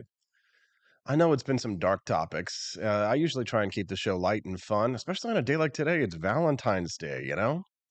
I know we should be in a good mood. We should be all lovey-dovey. And, I'm never the type of person to try and scare the hell out of you. I've always been the type of person that says, hey, it's things are getting better, reason to be optimistic, but quite frankly, some scary is going down. The shooting in Michigan, that toxic train derailment in Ohio, and then one in Houston yesterday. Somebody, I think an hour ago, was saying, stop fear-mongering, 4 trains derail a day. Yeah, 4 trains don't derail a day where one of them explodes and toxifies our air and our water supply, all right? So, every once in a while, there's a reason to put on the tinfoil hat and cause you to question. Anyways, I told her to GFY. 573 is the area code. 319 is the first 3 numbers. 573-319. 1586 is the last 4 digits. Put them in your phone. That's the text line to the Wake Up America show. We're glad to have you here on the program today. What is that over there? Oh, a lot of people are asking about Calvin today, but not this Calvin. They're asking about our friend Calvin, the French Bulldog. Well, for those of you who know, my wife and I have two French Bulldogs, one of them named Calvin, of course, named after Calvin Coolidge, the coolest president. For those who are looking for a health update, Calvin is doing a little bit better. He has started to regain some of the use of his back legs, although not entirely. We were told, or we thought that because there was no deep pain response when we took him to the vet initially, that he might never regain the use of his back legs again. But the good news is that he has started to use his back legs. Now, the steroids yesterday finally ended. So going forward, we're going to see how well he will do without steroids. I don't know what that's going to mean, but I can tell you he is still on painkillers and he is a little bit dependent on them. His back is still pretty messed up. We're going to start physical therapy for him very soon. I think this Friday actually is his first physical therapy treatment, and we're going to do what we can to try and rehab him. But essentially, no more stairs for Calvin, and we've got to be really careful about how we play with him to ensure that he can be on the road to recovery. But it is possible that he will be able to make a full recovery. So, if you're just tuning into the Wake Up America show with Austin Peterson, I wanted to introduce to you, if you hadn't heard it yesterday, an exciting new book, new children's book my wife and I wrote, Calvin, the Coolest President. Wow, look at that. My brother, Justin Peterson, just sent us a super chat. Wow, thank you, brother. Happy Valentine's Day and birthday week. Yes, my birthday is coming up this weekend. Thank you for that, Justin. What a nice gift. I appreciate that. That's a big gift. Big time. We appreciate you very much. Thank you, Justin. Thank you for that. And I'm so grateful. We love you. I love my brother. I've got such a lovely family, and I appreciate that very much. That $50 will go a long way, of course, to help us to continue to grow the show. This show today, of course, will get demonetized because of the content of the discussion that we're having this morning. So every super chat goes to help us to continue to grow and to build up the program, which I got to tell you, if you're a fan of the Wake Up America show, we've got about 37 people watching. So I assume that's probably kind of our core Cantina crew. The show is growing. I mean, the numbers that we've had that we're punching up with today, and then if you consider other factors as well, it's very exciting how well the show is doing. As a matter of fact, I've got some more great news. We just closed a deal with a new sponsor. Yeah, so we'll have two major sponsors for the show, for the program. Yeah, we have of course, Lear Capital, our friends at Lear Capital, but we also have a new health food company, which is great because I need to start getting healthy. Honestly, I haven't been keeping to my New Year's resolutions, but I'll tell you, there's this new restaurant that opened here in Jefferson City called Duke's, and Jesus, their burgers. Oh my God, they are so good. And listen, I'm not when it comes to food, I'm a little bitch. Okay. It's got to be good for me to really like it, but it's really good. And Justin, I'll tell you, I won't say it hits high boy level, but it approaches high boy level of good at Duke's in Jefferson City. Anyways, they're not paying me to say that, not advertising, but I'll just say that I haven't been eating the healthiest. So my new health food sponsor is going to be the impetus that I need to get that weight down because I lost like 30 pounds last year and then I gained 20 of it back. So I'm only 10 pounds down overall. I need to get down that 20 pounds again, maybe lose another 30 pounds. That would be great. But the good news is that new health food sponsor is going to help me do that. And it's exciting. I mean, if this continues, we've got this two new sponsors. We've got super chat revenue coming in. We've got the AP for Liberty shop. Hopefully, people will be buying the book en masse. All this revenue. This means that possibly what could happen is that my part-time employee can start full-time this summer, right, managing the shop. All kinds of new exciting things that are going on will allow us to continue to grow and build. I mean, here's the thing: you've got to see the YouTube. I wish I could show you the analytics right now without revealing too much. In the last 30 days, the YouTube channel here that we're streaming on, there's a reason why you're seeing so many new followers. Um, the YouTube channel, 4.5 million views in the last 30 days. It's insane. Yeah. 11,000 new subscribers in the last 30 days. Yeah, big time. Big numbers, big subscribers. We're absolutely killing it here on the Wake Up America show. The channel is growing. I mean, I feel all full of love on Valentine's Day. And just think of the humble beginnings that we started with, right? If you actually go back and watch the Wake Up America show from last September when we started, I mean, it wasn't bad, but It wasn't great. It was good, but it wasn't great. We're starting to approach levels of greatness that we had not considered before. Oh, it's so exciting. I have to say, I feel amazing. Things are good. You know how I feel on a Valentine's Day? Yes, I feel a little like that. We've got BX Bullet joining me here in just a few minutes. She's going to give us more details on the Ohio train disaster. Chris Morrill says, I still sometimes crave Oscars and Speedy Bees, and I've never been to either. Thanks, KWOS. Yes, that's where many of us met on my previous show, but yes, now we do another one. Oh, 21K. Didn't even notice so quick. Yep, pretty exciting. Oh, yeah, Nomad John. Nice to see you here. Um, Andy Opperman says it's run by the same folks that have Sweet Smoke. Wow, wow, they do a good job. Dukes, is it sit down or drive through? It's a sit down place. It's a little pricey, but it's absolutely worth it. Camellia, next time you come into town, we got to go to Dukes. It's so good. You can text the show today at 573-319-1586. That's 573-319-1586. I want to say that slowly for those who are tuning in this morning. But yeah, Duke's in Jefferson City, so good. So yeah, well, very Trumpy, says Tom D. What are you talking about there? Opperman's Andy says it's pretty casual. You go in, you order, you find a seat. They've got a few beers. Basic bar for mixed drinks. So yeah, so here's the thing with the Dukes, right? So yeah, they've got the bar and the beers and all that stuff. But you go and you sit down. The French fries, okay? Listen, and they're not paying me to say this. What's up? Good morning, Matt Mahler. Hey, let's give Matt a round of applause. Matt, your kids might be too old for this, but did you see that Stephanie and I wrote a children's book about Calvin Coolidge? You got to check it out. You can see the little website down there. I thought you'd be excited about that. But the French fries at this place, okay? Now I can sell some fast food or I can sell some cheeseburgers easily. It's going to be tough because I got to pivot because the new sponsor is health food. So I got to start thinking healthy. Wouldn't it be hilarious if I got a sponsorship from a fast food place and a health food place? I'd have to be like 1 hour. I'd be like, some delicious cheeseburgers, but also some health food. What are you going to do, people? You got to earn money to get to stay in business. You got to keep those advertisers happy. But of course, we do appreciate our monthly subscribers to the program, our Freedom Ninja crew, the Cantina crew. Don't forget, too, you also get a 20% discount on the shop. Now, here's the thing. I can't give you a 20% discount on the book because that's through Amazon. Sorry, I don't run Amazon.com, right? So if you buy it over there and you're a monthly subscriber, I can't give you that 20% discount over there. Sorry. At some point in time, I might purchase a bunch of them and then sell them through my shop.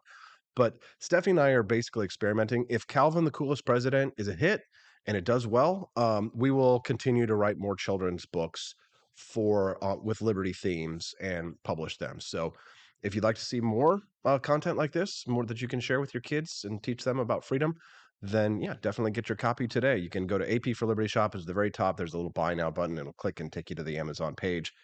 Camellia says, just pay full price. I did. Yes, that's what you do. Pay full price. Okay, so I'm going to go get BX Bullet. We're going to talk to her about that Ohio train derailment. I want to see 45 people still on the stream when I get back. I promise I'll make it as short as I can. Check out Calvin at AP for Liberty shop. Calvin, the Coolest President, new children's book about one of the greatest presidents in American history. And everybody forgot about him. It's time to remind people you can be the boss without being bossy at AP for Liberty shop. We'll be right back with more on the Wake Up America show at wakeupAmericaShow.com. Want an engaging website to boost your business? You're just a click away from 5-star Fiverr talent. Hundreds of freelancer skills like web design. Head to Fiverr.com today and get something started. American conservatism is distinct, like America is distinct from the United Kingdom. American conservatism's roots comes out of the Wild West, out of pioneerism. The difference between American conservatives and European conservatives is that Americans are cowboys. We are that God, guns, gold, and girls. It's wild here, and we should stay that way. We shouldn't allow a European version of conservatism to come and infect us here. We like it wide open spaces here, deep in the heart of Texas and all that.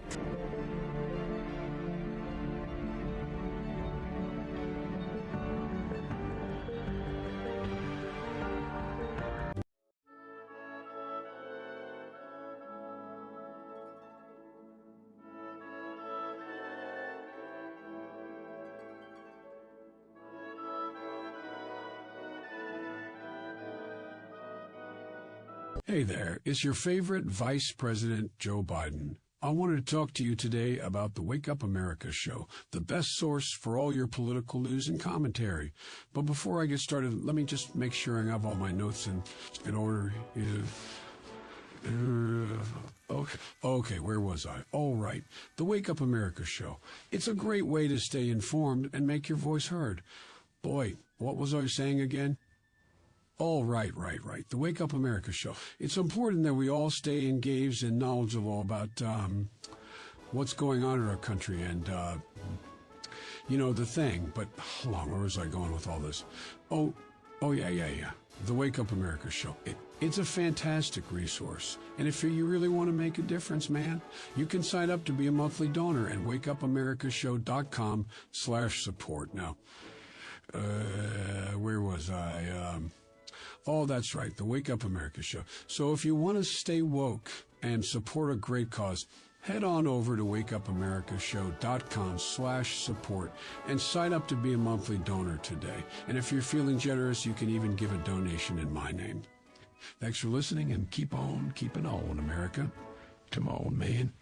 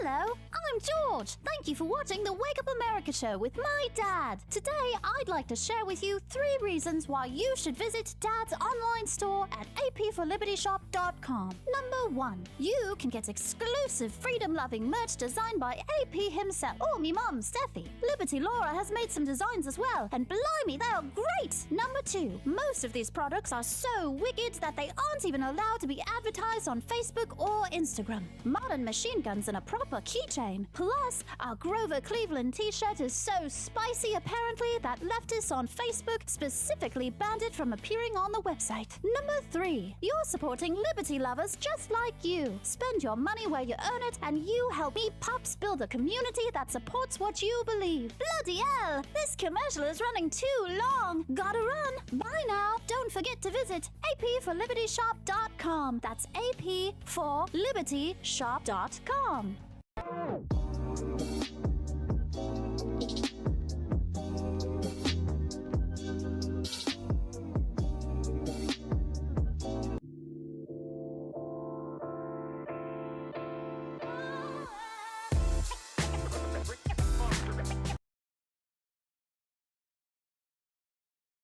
Good morning, Rise and Freedom. I'm Austin Peterson. You're watching and listening to the Wake Up America show at wakeupAmericaShow.com. Happy Valentine's Day.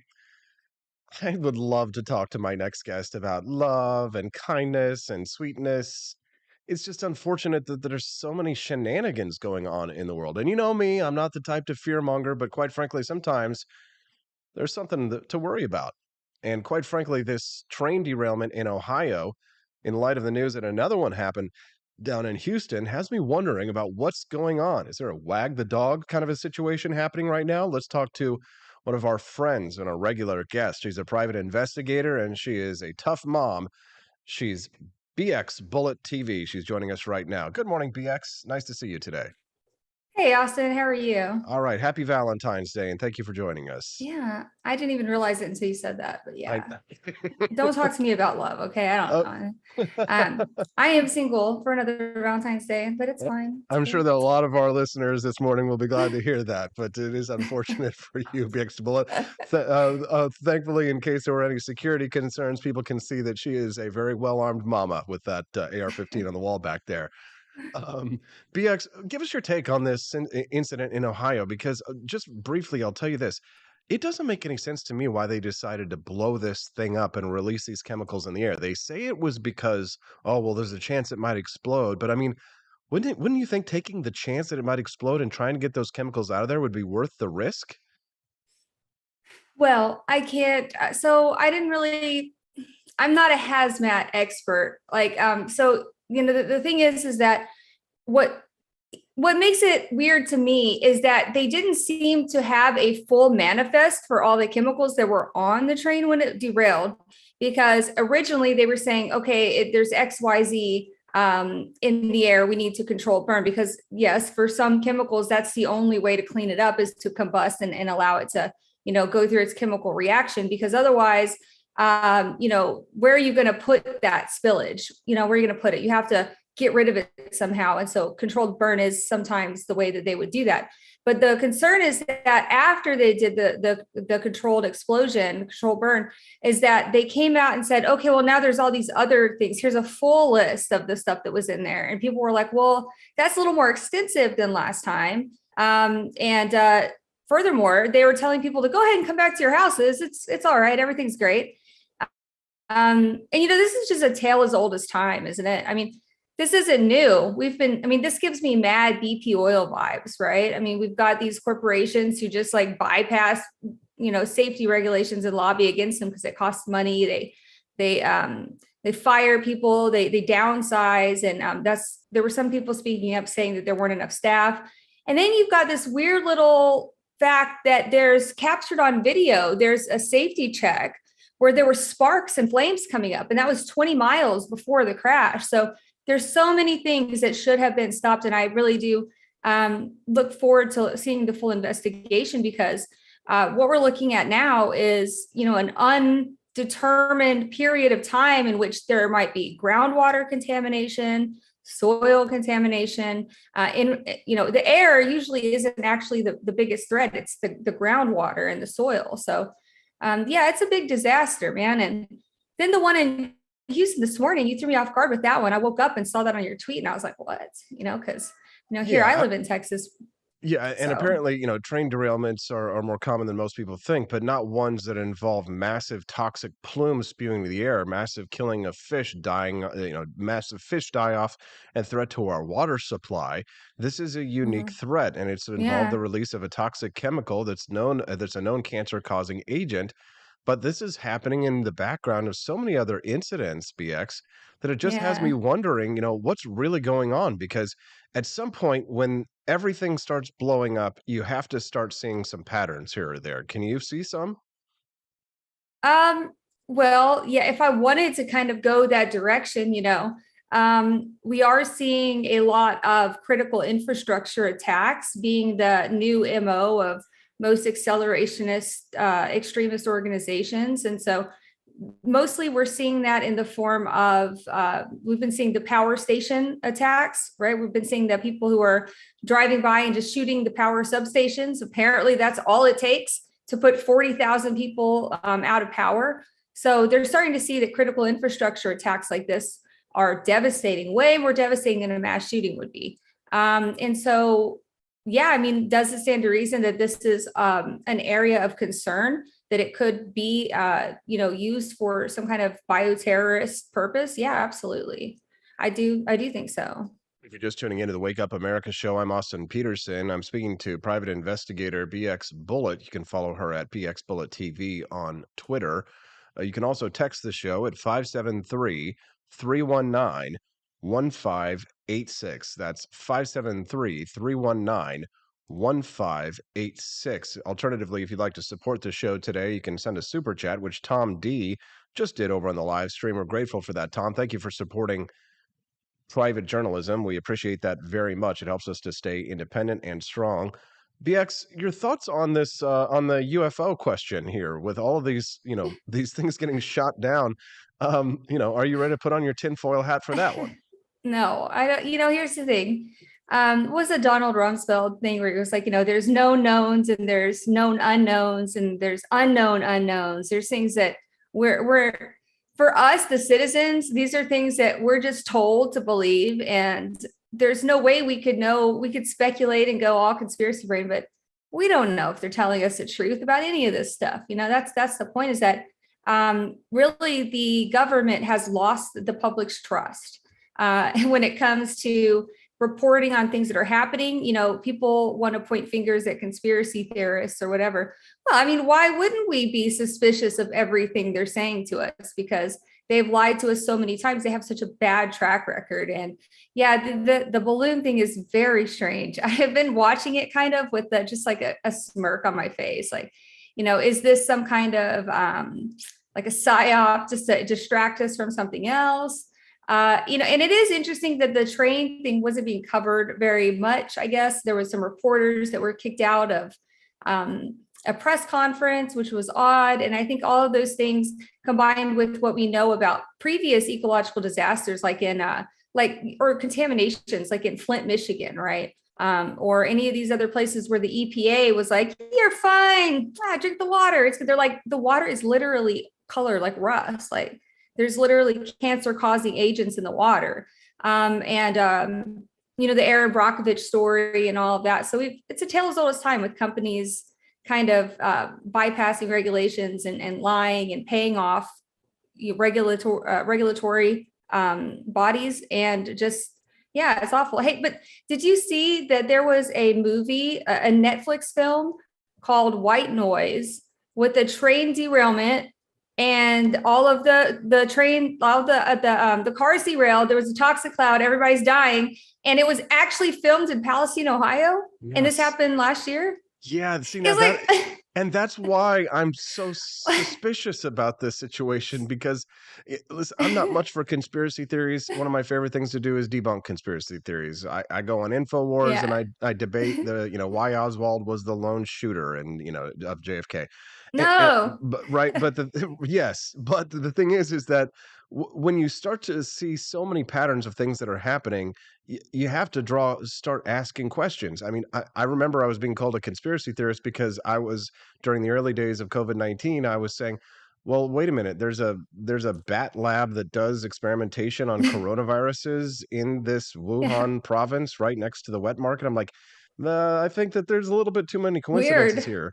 Right. But I mean, wag the dog. Right. I mean, wag the dog is a real political strategy. For example, the Biden administration that it just came out recently was involved in blowing up this Nord Stream pipeline, for example. I mean, there are a lot of things going on right now that the administration would love to distract us from.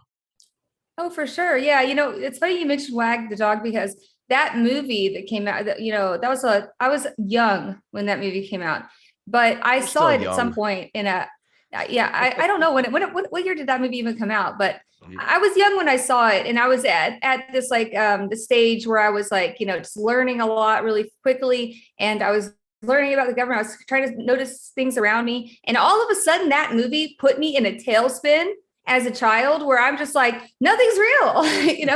What? How do I know if anything's real? That's the point, is that like you can't possibly know.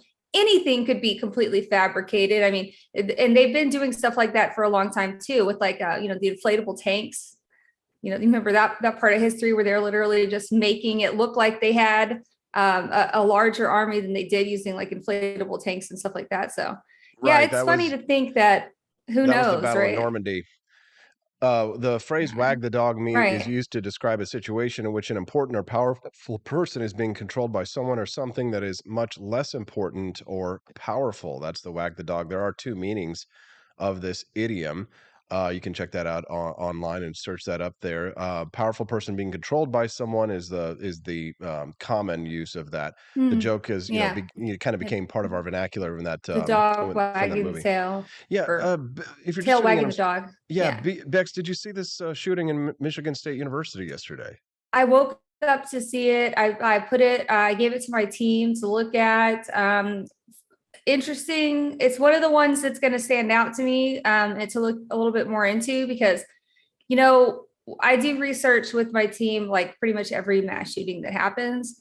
The ones that are breaking and like there's Twitter going crazy and all of that, we do tend to try to get the name of the shooter before the press releases it, so that we can try to kind of grab some stuff before they scrub it off the internet. They should stop doing that. That's really making people suspicious. Okay. But the interesting thing is that this shooter seems to be a 43-year-old male. He was not associated with the school, which is that's weird. That's one of those things that goes, oh, that's not right. Like if it had been a student, I'd been like, okay, well, this is just another day, right? But 43-year-old male. You got to wonder what's going on. Did he have a relationship with one of the students? Was it targeted? We don't know yet. It's very early. We haven't been given any details. I noticed that each time one of these things happen, we get less and less details at the front end. And I really think that the reason that happens, it's not because they're trying to cover something up. It's because they're trying to make sure that they have the correct facts before before reporters jump on the story, which, okay, we've seen this with the shooting that I investigated, the Highland Park shooting, which was just this intense media circus with people making up all of these crazy, ridiculous tall tales that never were corrected on the record. So there's some people that still believe that, right? And that's a problem that comes with there being a lot of media clamor around an event that has just happened. And so I think that that's probably why they try to hold back a bit of information, so that we want to figure out what's going on. We don't want to speculate because, as we know, that just leads to a disaster. But I still like to know the stuff. But Gretchen Whitmer, the governor of Michigan, is coming out and calling for gun control in the wake of this shooting. Is that going to solve these problems? Yeah, no.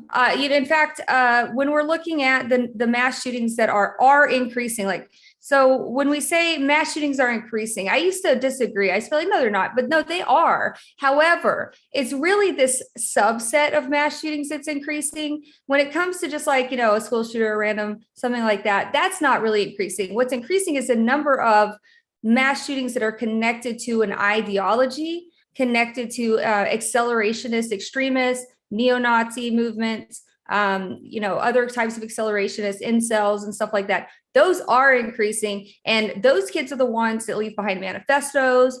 They're in forums. They're being basically brainwashed and controlled and programmed by these extremist forums. And those kids are talking about, what do I do if I can't get a gun? What do I do? And then they'll have a plan B, for a bomb or something else. And so we're seeing that a lot in these manifestos, that the kids are realizing, if I can't get a gun, I'll just do something else. And so, I think that I also predicted that we would see a transition away from accelerationist-based mass shootings towards critical infrastructure attacks, because I think that they're starting to realize that the critical infrastructure attacks can be way more devastating, which is really scary. Can you expand on that? Yeah. So if you go into these Telegram groups or into these forums where the extremists actually post all the extremist content, which most of you probably haven't even seen this because it's very, you're going to have to be in a creepy, scary Telegram group to see it. But yeah, I mean, they're talking about, plans to throw bags of nails out onto the highways, cause pileups. They're talking about shooting power stations to cause the most outage. They're talking about, knocking out power to dams and things like that. This is a Gaddafi, it's more of an ISIS type of strategy. So it's interesting that we're seeing that start to come out of the neo-Nazi movement. But as we also know, the neo-Nazi movement is starting to meld together with ISIS propaganda. It's starting to move together with radical jihad. It's coming together with Satanism. There's all these weird little creepy, spooky terror cells that are kind of converging. And I think that that's what we're seeing is more of a coordinated push towards something that devastates more people rather than just the alarming mass shooting kind of strategy, which hasn't been working. I mean, it's not working, guys. I completely agree. BX Bullet at BX Bullet TV. Is there anything else you'd like to share with our listeners before we let you go? No, I mean, I just say, here's somebody in chat saying not everything's a conspiracy. And that's true. Not everything is. And, when you look at the word conspiracy too, we tend to people tend to put that really broadly into you're talking about these terror cells converging. It's not a conspiracy. This isn't powerful people colluding together to keep a secret to do, we're just talking about just the nature of extremism in America. That's, Now, if you're going to say that the UFOs are actually, Chinese Aliens. spy balloons, and we're trying to be, distracted by aliens so that the Chinese can come take over Red Dawn. I mean, that's conspiracy, but not everything is a conspiracy. Be careful how you use the word, Right. because Some it things can are actual really discredit. conspiracies. Yeah, and it's important to be True. able to distinguish between actual conspiracies and conspiracy theories, which is why I highly recommend a book by my friend Michael Shermer, which I'm reading right now, which is really good at helping people to be able to delineate. BX Bullet at BX Bullet TV on Twitter. We love your weekly reports on this show. We get lots of great feedback on them. Thank you very much for your time today. We look forward to seeing you next week. Thank you, Austin. Happy Valentine's Day. Happy Valentine's Day. Thank you very much. That's BX Bullet at BX Bullet TV. Before we go to a commercial break, I just want to remind you that my wife and I, Stephanie, who are in love on Valentine's Day, wrote a new book, and we'd love to share that with you. Calvin Coolidge, Calvin the Coolest President, is now available for you to buy on Amazon in paperback and on Kindle. We love that so many people are excited about the book, and that we're getting such a positive feedback from it. If you do buy the book and you like it, make sure that you leave a positive review on Amazon. We certainly would appreciate that very much. You can purchase it today. If you head to apforlibertyshop.com, it's at the very top of the website. You can click the button. It'll take you to buy now. Again, you can buy in and paperback as well as on Kindle, and get it for your kids and teach them about how you can be the boss without being bossy, which I think honestly is a really good lesson for young kids these days, don't you? Yeah, it's a great one. Okay, we still got more show to go. I'm going to go take a brief commercial break. When we get back, I'll give my final thoughts before we go on the Wake Up America show on wakeupAmericaShow.com. Good morning to the Cantina crew. This is Elon Musk, the CEO of Twitter.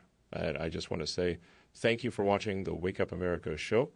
I've decided that Austin Peterson will be the new CEO of Twitter.com, effective immediately. First thing to do, though, is I've got to go and blast off into space.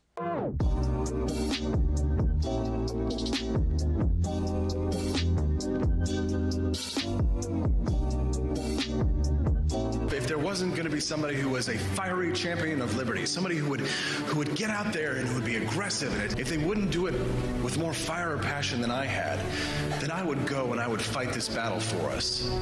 I've fought for the principles that we all share. Parties tend to be secondary to me. We're here because we believe in the principles of liberty. I am not a perfect messenger, but I think I'm a damn good one. This is a replica of our first president's flintlock pistol. You have my full support, my respect, and my gun.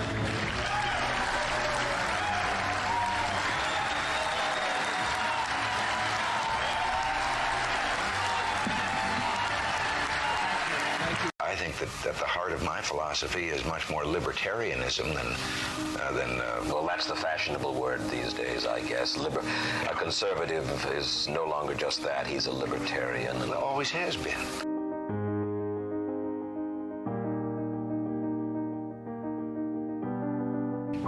Yet any time you and I question the schemes of the do-gooders, we're denounced as being against their humanitarian goals. They say we're always against things, we're never for anything.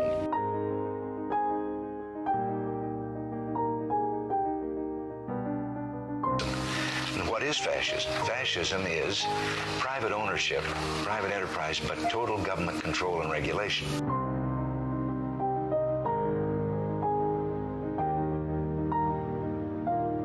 Well, the trouble with our liberal friends is not that they're ignorant. It's just that they know so much that isn't so.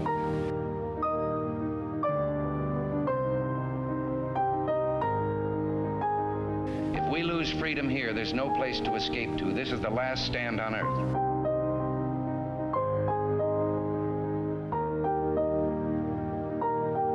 This is the issue of this election. Whether we believe in our capacity for self-government or whether we abandon the American Revolution and confess that a little intellectual elite in a far distant capital can plan our lives for us better than we can plan them ourselves.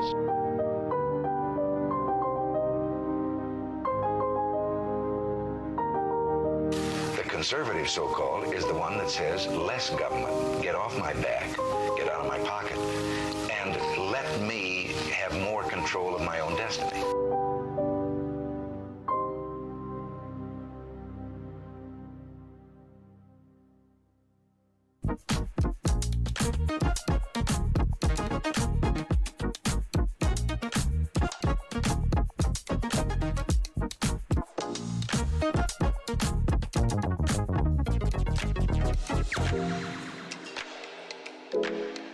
if I had to pick up the phone, call 911 for one of my family members or one of my Good morning, Rise and Freedom. I'm Austin Peterson. You're watching and listening to the Wake Up America show at wakeupamericashow.com. So this last segment before we go might be a bit awkward. Perhaps I will say this inartfully. I hope that I'm not too indelicate. But I want to talk to you a little bit about love and my ideas of love and my concept of love and how I view love. It might get a little sappy in here. If you're not into that, probably time for you to go. Happy Valentine's Day. On this day in history, February 14th, 270 AD, St. Valentine was beaten and beheaded for defying the emperor's marriage ban. St. Valentine's Day roses and romance contrast sharply with the grisly death of the martyr who was devoted to love. 3rd century Roman priest Valentinus was brutally beaten and beheaded after marrying couples in defiance of Emperor Claudius II's ban on the sacrament of marriage. When Valentine's actions were discovered, Claudius ordered that he be put to death. Valentine was arrested and dragged before the prefect of Rome, who condemned him to be beaten to death with clubs and to have his head cut off. The sentence was carried out on February 14th, around or about the day of February 14th in 270 AD. Now, the execution of the priest committed to betrothal is celebrated around the world as St. Valentine's Day, but the celebration of romance, of course, has been secularized in recent decades. Now, the holiday's association with roses and romance is a sharp contrast to the grisly execution or the contemporary fixation with the saint's dismembered body parts. Yeah. Cathedrals in as many as 5 countries claim to house various remains of St. Valentine. And the tale of this martyrdom for uniting lovers in defiance of the emperor is one of several popular versions of the origins of St. Valentine's Day, each rooted in truth but shrouded by 2 millennia of poorly recorded history. Now, of course, I have been blessed with a marriage, being betrothed to my lovely wife, Stephanie, in a ceremony that occurred on October 23rd, almost 2 years ago now. And of course, I love my wife and I'm in love with my wife. And my wife and I have discussed this concept of love. How can I say this without being too personal? I think I'll just have to be very personal. But my wife noticed that with my friends, people who are close to me, who I'm not related to, that I will frequently say, I love you to people who I am close with, people that I am friends with, not just like my dad and my brother and my sister, who I do dearly love. Justin, I love you. Jody, I love you. Dad, I love you if you're listening in. But that I will frequently say that I love my friends, people who, again, I'm not related to in any way. And that she asks really, do you really love them? She says, is it really love if they're just, platonic friends? And my answer to her, and she'll confirm this, was yes, because she sort of withholds her love. She thinks that that love is something that has to be reserved to only a few people. And I'm the type of person who thinks that love is stronger. The more you give away, the more that you have. And I'll even sometimes tell my guy friends, much sometimes to their chagrin, that I love them, but especially whenever they're in trouble. So, my friend Joe has been going through some troubles in the last few years. And I always remember whenever I'm on the phone with him to tell him, especially my guy friends, that I love them. And even my mother-in-law, I said that to her. I have a text message to my mother-in-law that I sent a couple of weeks ago when I was sick, and she was telling me how much she cared for me and wished that I would get better. And I responded back by saying, "Thank you, I love you." And when my mother passed away when I was young, I think that you lose a big chunk in your heart of your love, because there's nothing like a mother's love for her children. And of course, the love between a mother and a son, has different dynamics between than a mother and a daughter.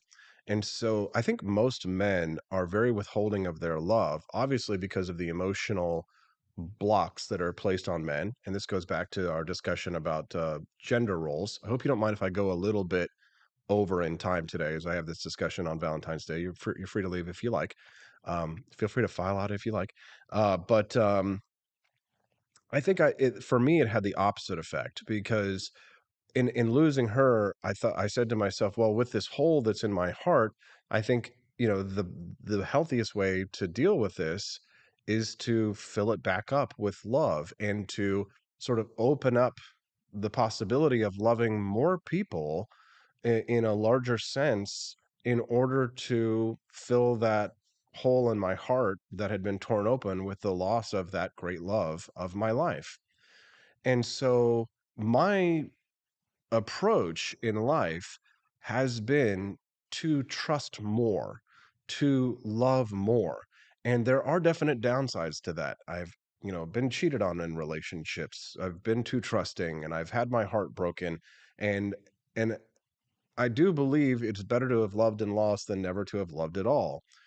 And so I think that really the secret of my great happiness in my life, and I, I'm not trying to pat myself too back on the back here necessarily when I say that I have I think an astoundingly stable mental health situation, and I have a community of people who care for me.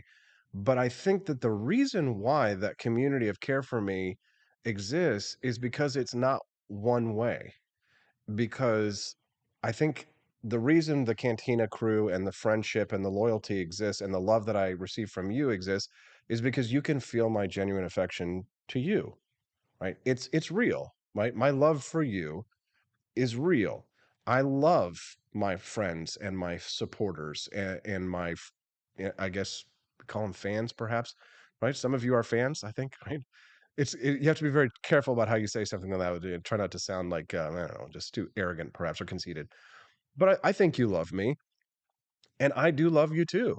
I feel a genuine love for this community, and I think while there's danger in that because, someone can betray, and certainly, I've had people betray my trust, not just like, lovers who were cheaters, but, people who were friends who, in politics stab you in the back and go work for Gary Johnson or what have you, go work for Josh Hawley and things like that.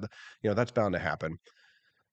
But I really feel that it is better to widen the nets than it is to hold it tight, because then imagine if the people, the small circle that you have, what if they betray? What if they come in? Then it's a far greater destruction of the amount of love in your life, because it's kind of like, to me, like planting seeds, right? A love seed. You go out and you plant the seed and with a friend, and you hope that it grows, you nurture it and you water it and you hope it continues to grow. I mean, I have an unbelievable amount of people in my life that I love. I could name them off. Vince Mamo, Joe Trotter, Camellia Peterson, Stephanie Peterson. Not only everybody in my, okay, like stop naming people that are, your family and were in your wedding, but Luke Mills. Um, there's just probably hundreds of people that I could go down the list and that I could look in the eyes and say, I love you.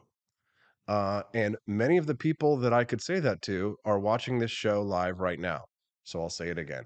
Happy Valentine's Day. I love you. Thank you for your support. Thank you for your friendship. Thank you for helping me to be a success.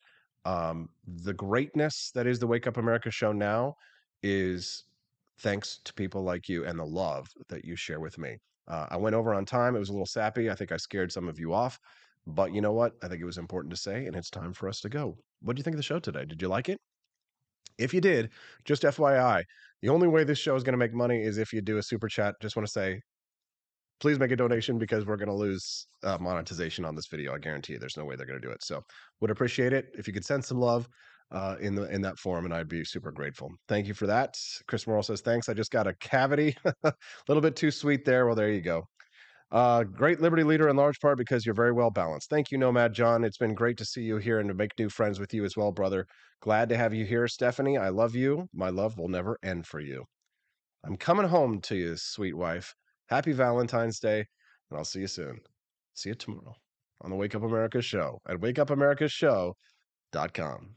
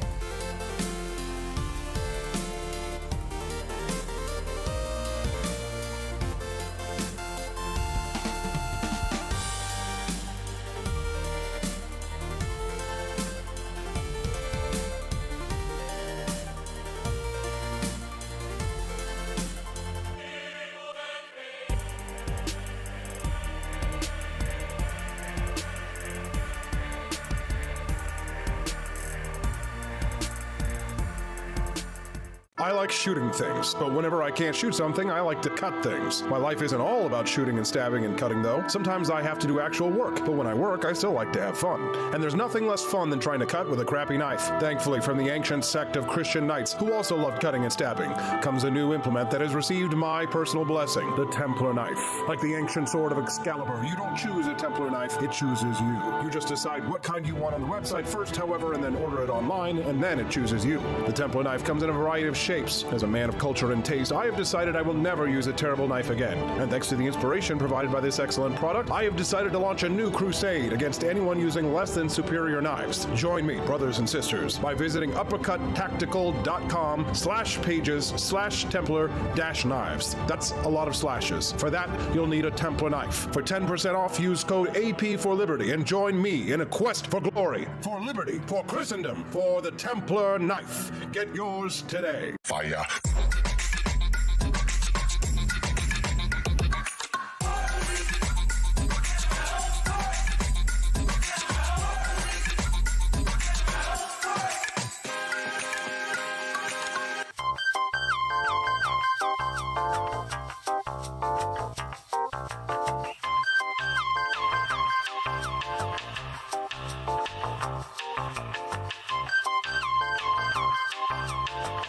Hello, this is Barack Obama, and let me tell you why Austin Peterson stinks, and you should never pay attention to anything that he has to say. First of all, he's a libertarian, and we all know libertarians are idiots. They don't realize how important government is to everything that we do. I recently became aware that Austin has opened up a libertarian shop at apforlibertyshop.com. Now, I'm asking you as a personal favor to me that you never ever visit apforlibertyshop.com.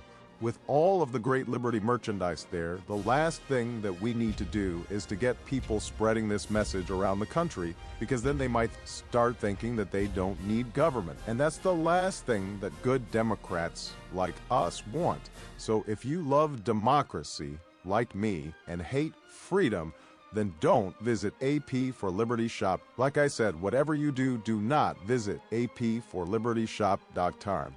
I'm Barack Obama, and I approve this message.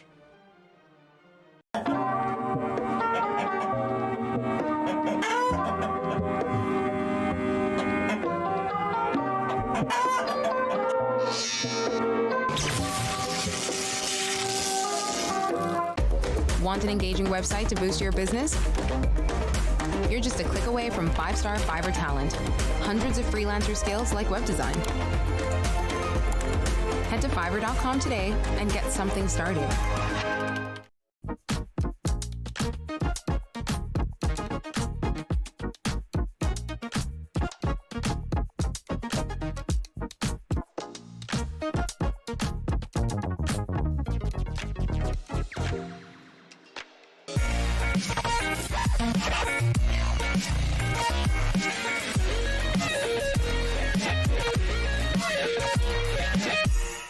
When I was in foster care, I never knew when I would have to move, so I always had my suitcase ready to go. Then one day, I was adopted. My new parents opened their hearts and home to me. My parents cook my favorite breakfast for me every morning. My parents take me on trips I never thought I would go on. They gave me a home and an even better reason to use that suitcase. My parents aren't perfect, but they're perfect for me. I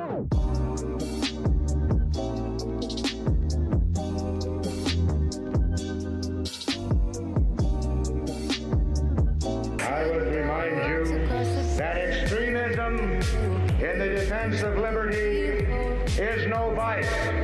It is better to settle these matters in the courts than on the streets, and new laws are needed at every level. But law alone cannot make men see right.